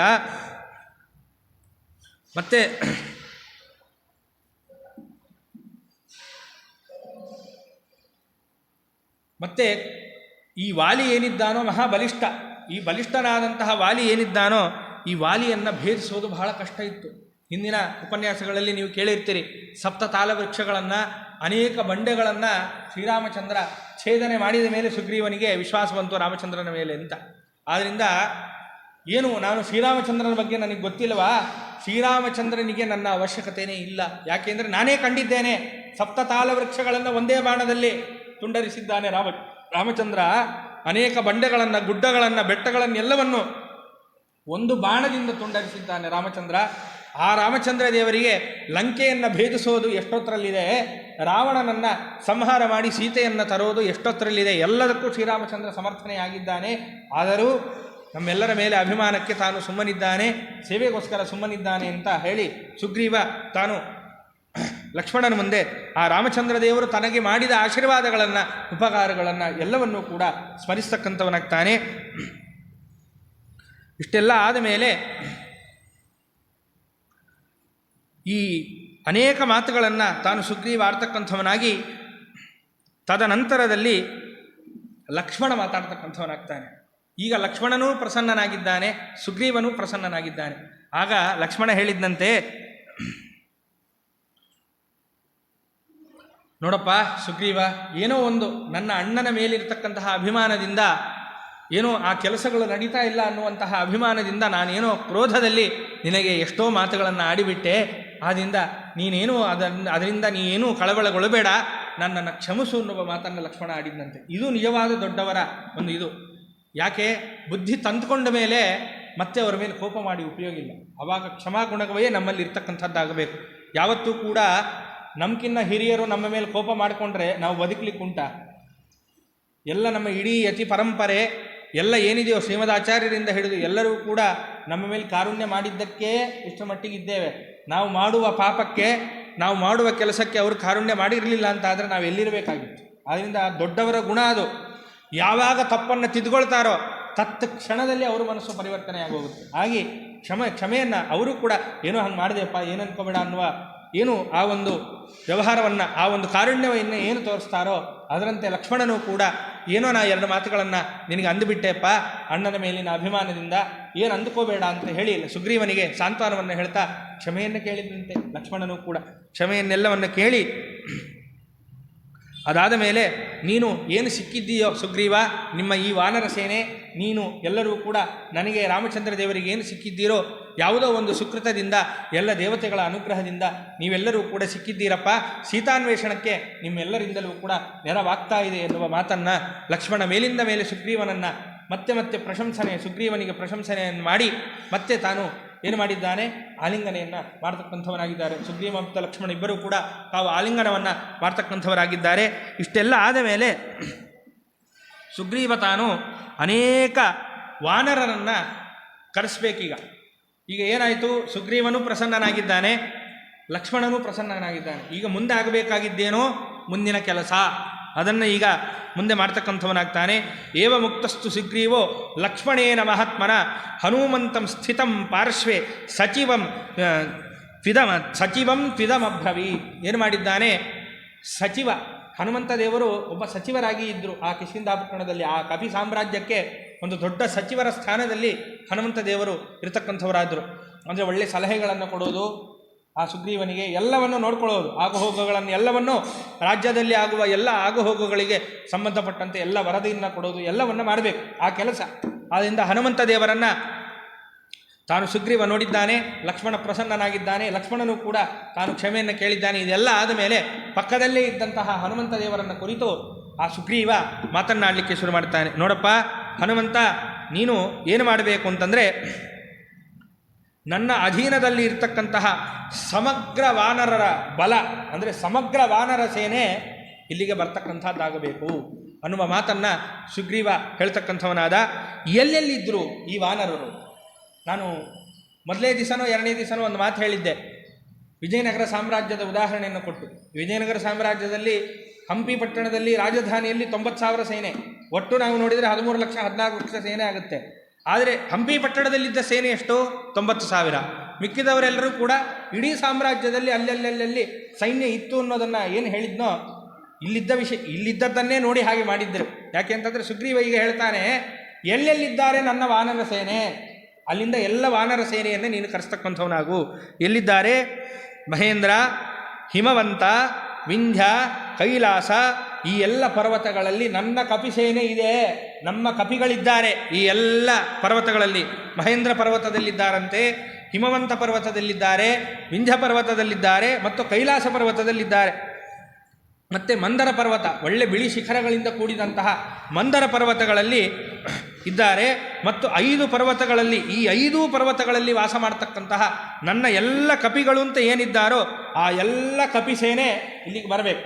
ಸುಗ್ರೀವ ಹನುಮಂತನಿಗೆ ಹೇಳ್ತಾ ಇದ್ದಾನೆ, ನೀ ಕರೆಸಬೇಕಾದ ಜವಾಬ್ದಾರಿ ನಿಂಗೆ ಅಂತ ಹನುಮಂತ ದೇವರಿಗೆ ಹೇಳ್ತಾ ಇರೋದು. ಆದ್ದರಿಂದ ಈ ಎಲ್ಲ ಪರ್ವತಗಳಲ್ಲಿರ್ತಕ್ಕಂತಹ ಎಲ್ಲ ಕಪಿಗಳು ಇಲ್ಲಿ ಬರ್ತಕ್ಕಂಥವರಾಗಬೇಕು. ಮತ್ತು ಪಶ್ಚಿಮ ದಿಕ್ಕಿನ ಸಮುದ್ರದ ತೀರದಲ್ಲಿ ಬಾಲಾರ್ಕ, ಅಂದರೆ ಆಗ್ತಾನೆ ಉದಯಿಸುವಂತಹ ಸೂರ್ಯ ಹೇಗೆ ಕಾಣ್ತಾನಲ್ಲ ನಮಗೆ, ಒಳ್ಳೆ ಸ್ವಲ್ಪ ಕೆಂಪು ಅಲ್ಲ, ಅಥವಾ ಆ ಕಡೆ ಪೂರ್ಣ ಕಾವಿ ಬಣ್ಣವೂ ಅಲ್ಲ, ಆ ರೀತಿಯಲ್ಲಿ ಆ ಸೂರ್ಯ ನಮಗೆ ಕಾಣ್ತಕ್ಕಂಥವನಾಗ್ತಾನೆ. ಹಾಗೆ ಬಾಲಾರ್ಕದಂತೆ ಪ್ರಕಾಶಮಾನವಾಗಿ ಉಳ್ಳಂತಹ ಏನು ಪರ್ವತಗಳಿದೆಯೋ, ಪಶ್ಚಿಮ ದಿಕ್ಕದ ಸಮುದ್ರ ತೀರದಲ್ಲಿ ಇರತಕ್ಕಂತಹ ಪರ್ವತಗಳಿದೆಯೋ, ಆ ಪರ್ವತದಲ್ಲಿ ಸಂಜೆಯ ಮೋಡ ಹೇಗೆ ನಮಗೆ ಸ್ವಲ್ಪ ಕಪ್ಪಾಗಿ ಕಾಣುತ್ತೆ, ಸಂಜೆಯ ಮೋಡ, ಹಾಗೆ ಆ ಗಿರಿಯಲ್ಲಿ ಇರ್ತಕ್ಕಂತಹ ಏನು ಕಪಿಗಳಿದ್ದಾರೋ ಆ ಎಲ್ಲ ಕಪಿಗಳನ್ನು ನೀನು ಕರೆಸ್ತಕ್ಕಂಥವನಾಗು. ಮತ್ತು ಅಲ್ಲೇ ಅಸ್ಥಿಗಿರಿಯಲ್ಲಿ ಇರ್ತಕ್ಕಂತಹ ಎಲ್ಲ ನಮ್ಮ ಕಪಿಗಳನ್ನು ಕೂಡ ನೀನು ಕರೆಸಬೇಕು. ಮತ್ತು ಪದ್ಮಾಚಲದಲ್ಲಿ ಇರ್ತಕ್ಕಂತಹ ಎಲ್ಲ ಕಪಿಗಳನ್ನು ಕೂಡ ನೀನು ಕರೆಸ್ತಕ್ಕಂಥವನಾಗಬೇಕು. ಹೇಗಿದ್ದಾರೆ ಆ ಎಲ್ಲ ಕಪಿಗಳು ಅಂತಂದರೆ ಕಾಡಿಗೆಯ ಬಣ್ಣದಿಂದ ಇದ್ದಾರಂತೆ. ಒಳ್ಳೆ ನೀರು ತುಂಬಿದ ಮೋಡದ ಬಣ್ಣ ಅಂದರೆ ಕಪ್ಪು ಕೋತಿ ಅಂತ ಅರ್ಥ, ಬೇರೆ ಏನೂ ಅಲ್ಲ. ನಾವೆಲ್ಲ ನೋಡ್ತಿರ್ತೀವಲ್ಲ ಕಪಿಗಳಲ್ಲಿ, ಕಪ್ಪು ಕೋತಿ, ಕೆಂಪು ಕೋತಿಗಳನ್ನು ನೋಡಿರ್ತೀವಿ, ಕಪ್ಪು ಕೋತಿಗಳನ್ನು ನೋಡಿರ್ತೀವಿ, ಎಲ್ಲ ಅದೇನೇ ಇಲ್ಲಿ ಹೇಳ್ತಾ ಇರೋದು, ಬೇರೆ ಏನೂ ಅಲ್ಲ. ಆದ್ದರಿಂದ ಆ ಒಂದು ಕಪ್ಪು ವರ್ಣದಿಂದ ಕೂಡಿದಂತಹ ಈ ಕಪ್ಪು ಬಣ್ಣದ ಕಪಿಗಳೇನಿದ್ದಾರೋ ಅವರೆಲ್ಲರೂ ಕೂಡ ಅಂಜನಗಿರಿಯಲ್ಲಿ ಇರತಕ್ಕಂಥವರಾಗಿದ್ದಾರೆ. ಅವರೆಲ್ಲರನ್ನೂ ಕೂಡ ನೀನು ಕರೆಸಬೇಕು. ಹನುಮಂತನಿಗೆ ಸುಗ್ರೀವ ಹೇಳ್ತಾ ಇದ್ದಾನೆ. ಮತ್ತೆ ಯಾಕೆ ಇವರನ್ನೇ ಕರೆಸು ಅಂತ ಹೇಳ್ತಾ ಇದ್ದೇನೆ ಅಂತಂದರೆ, ಇವರೆಲ್ಲರೂ ಕೂಡ ಆನೆಯಂಥ ದೇಹ ಇದೆ, ಆನೆಯಷ್ಟೇ ಬಲ ಈ ಎಲ್ಲ ಕಪಿಗಳಿಗೆ ಇರತಕ್ಕಂಥದ್ದಾಗಿದೆ. ಆದ್ದರಿಂದ ಈ ಎಲ್ಲ ಪರ್ವತಗಳಲ್ಲಿ ವಾಸ ಮಾಡ್ತಕ್ಕಂತಹ ನನ್ನೆಲ್ಲ ಕಪಿಗಳನ್ನು ನೀನು ಕರೆಸ್ತಕ್ಕಂಥವನಾಗಬೇಕು ಅನ್ನುವ ಮಾತನ್ನು ಸುಗ್ರೀವ ತಾನು ಹೇಳ್ತಕ್ಕಂಥವನಾಗಿದ್ದಾನೆ. ಮತ್ತಷ್ಟೇ ಅಲ್ಲ, ಮೇರು ಪರ್ವತದ ಪಾರ್ಶ್ವದಲ್ಲಿ ಅನೇಕ ಶಿಲಾಮಯವಾದಂತಹ ಗುಹೆಗಳಿದೆ. ಪರ್ವತಗಳಲ್ಲೇನೆ ಶಿಲಾಮಯವಾದಂತಹ ಗುಹೆಗಳಿದೆ. ಆ ಗುಹೆಗಳಲ್ಲಿ ಹೊಂಬಣ್ಣದ ಕಪಿಗಳಿದ್ದಾರಂತೆ, ಒಳ್ಳೆ ಹೊಂಬಣ್ಣದಲ್ಲಿ ಇರ್ತಕ್ಕಂತಹ ಕಪಿಗಳು. ಆ ಎಲ್ಲ ಕಪಿಗಳನ್ನು ನೀನು ಕರೆಸ್ತಕ್ಕಂಥವನಾಗು. ಅದು ಹೆಂಗೆ ನೆನ್ಪಿಟ್ಕೊಂಡಿದ್ನೋಪ್ಪ ಸುಗ್ರೀವ ಇಷ್ಟು ಸೈನ್ಯವನ್ನು. ನೋಡ್ರಿ, ರಾಜನಾದವನು ಎಲ್ಲೆಲ್ಲಿ ಸೈನ್ಯ ಇದೆ, ಎಷ್ಟೆಷ್ಟು ಸೈನ್ಯ ಇದೆ, ಅದೆಲ್ಲವನ್ನು ನೆನಪಿಟ್ಕೊಂಡಿರಬೇಕು. ಇದರಲ್ಲಿ ರಾಜನೀತಿ ಇಲ್ಲ ಅಂತ ನಾವು ತಿಳ್ಕೊಂಡಿದ್ದೀವಿ. ರಾಜನೀತಿಯೂ ಇದೆ ಇದರಲ್ಲಿ. ರಾಜನಾದವನು ಹೇಗಿರಬೇಕು ಅನ್ನೋದು ಕೂಡ ನಮ್ಮೆಲ್ಲ ಪುರಾಣಗಳಲ್ಲಿ, ನಮ್ಮೆಲ್ಲ ಗ್ರಂಥಗಳಲ್ಲಿ, ಕಾವ್ಯಗಳಲ್ಲಿ ಇರ್ತಕ್ಕಂಥದ್ದಾಗಿದೆ. ಅದು ಹೆಂಗೆ ನೆನ್ಪಿಟ್ಕೊಂಡಿದ್ದೇನಪ್ಪ ಆ ಸುಗ್ರೀವ. ಆದ್ದರಿಂದ ಹೊಂಬಣ್ಣದಲ್ಲಿ ಇರ್ತಕ್ಕಂತಹ ಎಲ್ಲ ಕಪಿಗಳು ಈ ಮೇರು ಪರ್ವತದ ಗುಹೆಗಳಲ್ಲಿ ಎಲ್ಲರೂ ಕೂಡ ವಾಸವಾಗಿದ್ದಾರೆ. ಈ ಎಲ್ಲ ಕಪಿಗಳನ್ನು ನೀನು ಕರೆಸ್ತಕ್ಕಂಥವನಾಗುವಂಥ ಹನುಮಂತ ದೇವರಿಗೆ ಮತ್ತು ಎಲ್ಲರೂ ಕೂಡ ಧೂಮ್ರಗಿರಿಯಲ್ಲೂ ಕೂಡ ಬಹಳಷ್ಟು ಕಪಿಗಳು ನಮ್ಮ ಮಂದಿ ವಾಸವಾಗಿದ್ದಾರೆ. ಅವರೆಲ್ಲರನ್ನೂ ಕೂಡ ತತ್ಕ್ಷಣದಲ್ಲಿ ಹೊರಟು ಬರಬೇಕು ಅಂತ ನೀನು ಆದೇಶವನ್ನು ಮಾಡು ಅಂತ ಹೇಳಿ ತಾನು ಹೇಳ್ತಕ್ಕಂಥವನಾಗಿದ್ದಾನೆ. ಮತ್ತು ಮಹಾರುಣ ಎನ್ನುವಂತಹ ಇನ್ನೊಂದು ಪರ್ವತ. ನಾ ಯಾಕೆ ಇದೆಲ್ಲ ಪ್ರತಿಯೊಂದು ಹೇಳ್ತಾ ಇದ್ದೇನೆ ಅಂತಂದರೆ, ಆ ಪರ್ವತಗಳ ಹೆಸರಾದರೂ ನಮ್ಮ ಕಿವಿ ಮೇಲೆ ಬೀಳಲಿ ಅಂತ, ಅದಕ್ಕೋಸ್ಕರ ಈ ವಿವರವಾಗಿ ನಾನು ಹೇಳ್ತಾ ಇದ್ದೇನೆ. ಮಹಾರುಣ ಎನ್ನುವಂತಹ ಪರ್ವತ, ಈ ಪರ್ವತದಲ್ಲಿಯೂ ಕೂಡ ಬಾಲಸೂರ್ಯನಂತೆ ಒಳ್ಳೆ ಮೈಬಣ್ಣ ಇರ್ತಕ್ಕಂತಹ ಅನೇಕ ಕಪಿಗಳು ಅವರು ಕೂಡ ಈ ಒಂದು ಪರ್ವತದಲ್ಲಿ ವಾಸವಾಗಿದ್ದಾರೆ. ಆ ಎಲ್ಲ ಕಪಿಗಳನ್ನು ನೀನು ಕರೆಸ್ತಕ್ಕಂಥವನಾಗು. ಮತ್ತು ಅವರು ಅನೇಕ ರಸಗಳನ್ನು ಪಾನ ಮಾಡ್ತಾರಂತೆ. ಯಾರು? ಈ ಕಪಿಗಳೆಲ್ಲರೂ ಕೂಡ ಈ ರಸವನ್ನು ಪಾನ ಮಾಡಿ ಮಾಡಿ ಮಾಡಿ ಒಳ್ಳೆ ಪುಷ್ಟರಾಗಿದ್ದಾರಂತೆ. ಎಷ್ಟು ಪುಷ್ಟರಾಗಿದ್ದಾರೆ ಅಂದರೆ ವೇಗವಾಗಿ ಹೋಗುವ ಒಂದು ಸಾಮರ್ಥ್ಯ ಈ ಕಪಿಗಳಲ್ಲಿದೆ. ಅಂದರೆ ಇದೇನೋ ಇಷ್ಟು ಕಪಿಗಳನ್ನು ಹೇಳ್ತಾ ಇದ್ದಾನಲ್ಲ, ಇದರಿಂದ ಇದೇನು ಅಂತಂದರೆ, ಒಬ್ಬೊಬ್ಬ ಕಪಿಗಳು ಒಂದೊಂದು ಕೆಲಸದಲ್ಲಿ ಪರಿಣಿತರು. ಒಬ್ಬನು ವೇಗವಾಗಿ ಹೋಗೋದರಲ್ಲಿ ಪರಿಣಿತ, ಒಬ್ಬ ಬಲದಲ್ಲಿ ಪರಿಣಿತ. ವೇಗವಾಗಿ ಹೋಗೋರಿಂದ ಏನಾಗುತ್ತೆ, ಸಂದೇಶಗಳು ಬೇಗವಾಗಿ ಬರುತ್ತೆ. ಅಂದರೆ ಈ ಎಲ್ಲ ಕಪಿಗಳು ಕೂಡ ಎಷ್ಟೋ ಕಾರ್ಯಗಳಲ್ಲಿ ಪರಿಣಿತರಾಗಿದ್ದವರು ಎಲ್ಲ ಕಪಿಗಳು. ಆದ್ದರಿಂದ ಆ ಏನು ವಿಶಿಷ್ಟವಾದ ರಸಗಳನ್ನು ಪಾನ ಮಾಡಿ ಮಾಡಿ ಮಾಡಿ ಅಲ್ಲಿ ಆ ಪರ್ವತದಲ್ಲಿ ಇರ್ತಕ್ಕಂತಹ ಕಪಿಗಳಿಗೆ ಮೈರೇಯ ಎಲ್ಲಿ ಮಹಾರುಣ ಎನ್ನುವಂತಹ ಪರ್ವತದಲ್ಲಿ ಇರ್ತಕ್ಕಂತಹ ಕಪಿಗಳು ಒಳ್ಳೆಯ ರಸಗಳನ್ನೆಲ್ಲವನ್ನೂ ಕೂಡ ಪಾನ ಮಾಡಿ ಬಲಿಷ್ಠರಾಗಿದ್ದಾರೆ. ವೇಗವಾಗಿ ಹೋಗುವಂತಹ ಸಾಮರ್ಥ್ಯ ಕಪಿಗಳಿಗೆ ಇರ್ತಕ್ಕಂಥದ್ದಾಗಿದೆ. ಈ ಕಪಿಗಳನ್ನೆಲ್ಲರನ್ನೂ ಕೂಡ ಹನುಮಂತ ನೀನು ಕರೆಸ್ತಕ್ಕಂಥವನಾಗು ಅನ್ನುವ ಮಾತನ್ನು ಹೇಳ್ತಕ್ಕಂಥವನಾದ. ಅದಲ್ಲದೆ ಅನೇಕ ತಪಸ್ವಿಗಳು ಇರ್ತಕ್ಕಂತಹ ದೊಡ್ಡ ದೊಡ್ಡ ಮಹಾರಣ್ಯಗಳಲ್ಲೂ ಕೂಡ ನಮ್ಮ ಕಪಿಸೇನೆ ಇರ್ತಕ್ಕಂಥದ್ದಾಗಿದೆ. ಏನು ಮಾಡ್ತಾ ಇತ್ತಲ್ಲಿದ್ದು, ಆ ತಪಸ್ವಿಗಳಿಗೆ ಏನು ತಪಸ್ಸು ಎಲ್ಲ ನಡೀತಾ ಇತ್ತೋ ಅದನ್ನೆಲ್ಲ ರಕ್ಷಣೆ ಮಾಡ್ತಾ ಇದ್ದರು. ಧರ್ಮ ಉಳಿಸುವ ಕೆಲಸ ನಮ್ಮಂಗಲ್ಲ. ಆದ್ದರಿಂದ ಇವಾಗೆಲ್ಲ ಧರ್ಮ ಬಿಡಲಿಕ್ಕೇನೆ. ನಮಗೆ ಗೊತ್ತಿರೋರು, ನಮ್ಮ ಹಿರಿಯರು ಒಂದು ಮಾತು ಹೇಳ್ತಾ ಇದ್ದರು, ಬ್ರಾಹ್ಮಣರ ಪರಿಸ್ಥಿತಿ ಈಗ ಏನಾಗಿದೆ ಅಂತಂದರೆ ಇಜ್ಜಲಾದಂಗೆ ಆಗೋಗಿದೆ ಅಂತ. ಮೊದಲು ಈಗ ಅವರು ಒಂದು ಮಾತು ಹೇಳ್ತಾ ಇದ್ರು, ದಾರಿಯಲ್ಲಿ ಹೋಗಬೇಕಾದ್ರೆ ಒಂದಿಷ್ಟು ಕೆಂಡ ಬಿದ್ದಿದ್ರೆ ವ್ಯಕ್ತಿ ಏನು ಮಾಡ್ತಾನೆ, ಪಕ್ಕದಿಂದ ಹೋಗ್ತಾನೆ, ಆ ಕೆಂಡದ ಹತ್ತಕ್ಕೆ ಬರಲ್ಲ. ಅದೇ ಇಜ್ಜಲು ಬಿದ್ದಿದ್ರೆ ಒದ್ದು ಹೋಗ್ತಾನೆ. ಬ್ರಾಹ್ಮಣರ ಸ್ಥಿತಿ ಹಾಗಾಗಿದೆ. ಹಿಂದಿನವರೆಲ್ಲರೂ ಕೂಡ ಬೆಂಕಿಯಂತೆ ಕೆಂಡದಂತೆ ಇದ್ರಾದ್ರಿಂದ ಹತ್ತಿರ ಯಾರೂ ಬರ್ತಾ ಇರಲಿಲ್ಲಪ್ಪ. ಈಗ ಆ ಕೆಂಡ ಹೋಗಿದೆ, ಎಲ್ಲ ಇಜ್ಜಲಾಗಿದೆ, ಅದಕ್ಕೆ ಎಲ್ಲರೂ ಸೇರಿ ಒದ್ದು ಹೋಗ್ತಾ ಇದ್ದಾರೆ ಅಂತ. ಹಾಗಾಗಿ ಮಹಾ ತಪಸ್ವಿಗಳಾಗಿರಬೇಕು. ಅಂತಹ ತಪಸ್ವಿಗಳು ಇರ್ತಕ್ಕಂತಹ ದೊಡ್ಡ ದೊಡ್ಡ ಅರಣ್ಯಗಳಲ್ಲೂ ಕೂಡ ಆ ತಪಸ್ವಿಗಳ ರಕ್ಷಣೆಗೋಸ್ಕರ ಈ ಎಲ್ಲ ನನ್ನ ಕಪಿಸೇನೆ ಅಲ್ಲೆಲ್ಲವೂ ಕೂಡ ಇರ್ತಕ್ಕಂಥದ್ದಾಗಿದೆ. ಆ ಎಲ್ಲ ಕಪಿಸೇನೆಯನ್ನು ನೀನು ಕರೆಸ್ತಕ್ಕಂಥವನಾಗು ಅಂತ ಹೇಳಿ ಸುಗ್ರೀವ ಹನುಮಂತನಿಗೆ ಹೇಳ್ತಾ ಇದ್ದಾನೆ. ಮತ್ತು ಆ ವನ ಹೇಗಿದೆ ಅಂತಂದರೆ, ಯಾಕಲ್ಲಿ ಆ ಕಪಿಗಳೆಲ್ಲ ವಾಸವಾಗಿದೆ ಅಂದರೆ, ಆ ತಪಸ್ವಿಗಳನ್ನು ಸಂರಕ್ಷಣೆ ಮಾಡಲಿಕ್ಕೆ ಅಂತ ಒಂದು ಕಾರಣ. ಆದರೆ ಅನೇಕ ಪರಿಮಳಯುಕ್ತವಾದಂತಹ ಹೂಗಳಿದ್ದಂತೆ ಆ ಮಹಾರಣ್ಯಗಳಲ್ಲಿ. ಆ ಪರಿಮಳಕ್ಕೋಸ್ಕರ ಎಲ್ಲ ಕಪಿಗಳಲ್ಲಿ ವಾಸ ಮಾಡ್ತಾ ಇದ್ದಂತೆ. ಆ ಎಲ್ಲ ಕಪಿಗಳನ್ನು ನೀನು ಕರೆಸ್ತಕ್ಕಂಥವನಾಗು ಅಂತ ಹೇಳಿದ.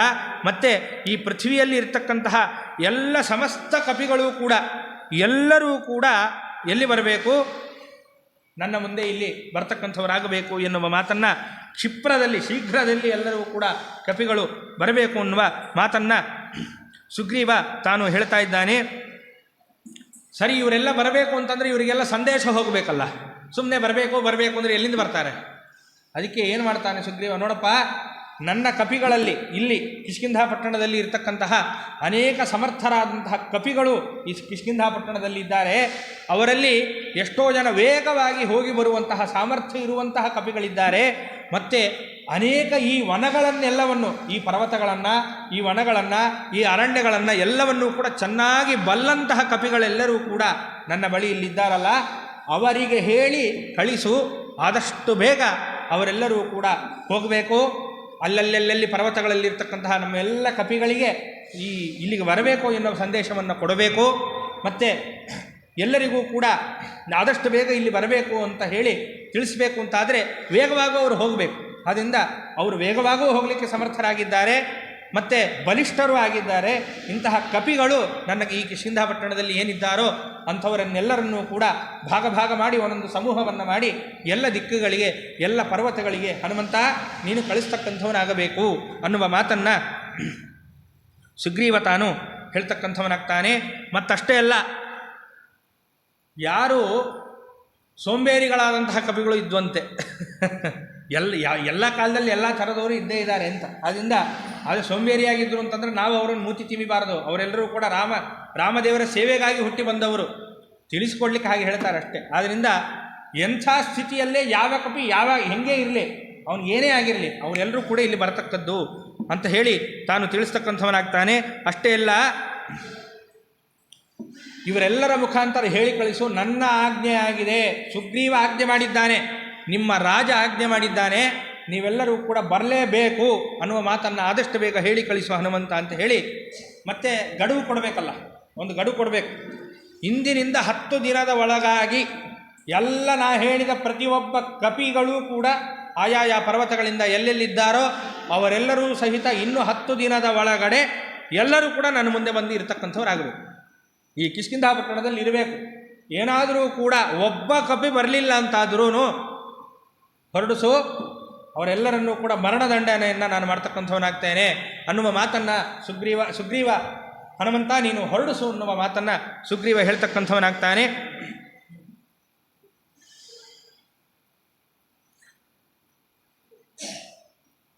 ಆಮೇಲೆ ಏನು ಮಾಡಿದ್ದಾನೆ, ಈ ಸುಗ್ರೀವನ ಈ ಮಾತನ್ನು ಕೇಳಿದಂತಹ ಹನುಮಂತ ತಾನೇನು ಮಾಡಿದ್ದಾನೆ, ಈ ಅಪ್ಪಣೆಯನ್ನು ಸ್ವೀಕಾರ ಮಾಡಿ ಅದರಂತೆ ಒಳ್ಳೆ ಸಿಂಹಬಲಿಷ್ಠರಾದಂತಹ ಅನೇಕ ಕಪಿಗಳನ್ನು, ದೂತರನ್ನು, ಸಾವಿರಾರು ಸಂಖ್ಯೆಯಲ್ಲಿ ಇರತಕ್ಕಂತಹ ದೂತರನ್ನು ತಾನು ಸಕಲ ದಿಕ್ಕುಗಳಿಗೂ ಕೂಡ ಕಳಿಸ್ತಕ್ಕಂಥವನಾಗ್ತಾನೆ. ಅವರು ಹೇಗಿದ್ದರು ಅಂತಂದರೆ, ಘೋರಾಕೃತಿ, ನೋಡಿದ್ರೇ ಭಯ ಆಗಬೇಕು, ಅಷ್ಟು ದೊಡ್ಡದಾದಂತಹ ಆಕೃತಿ ಆ ಎಲ್ಲ ದೂತರಿಗೆ ಇರ್ತಕ್ಕಂಥದ್ದಾಗಿದೆ.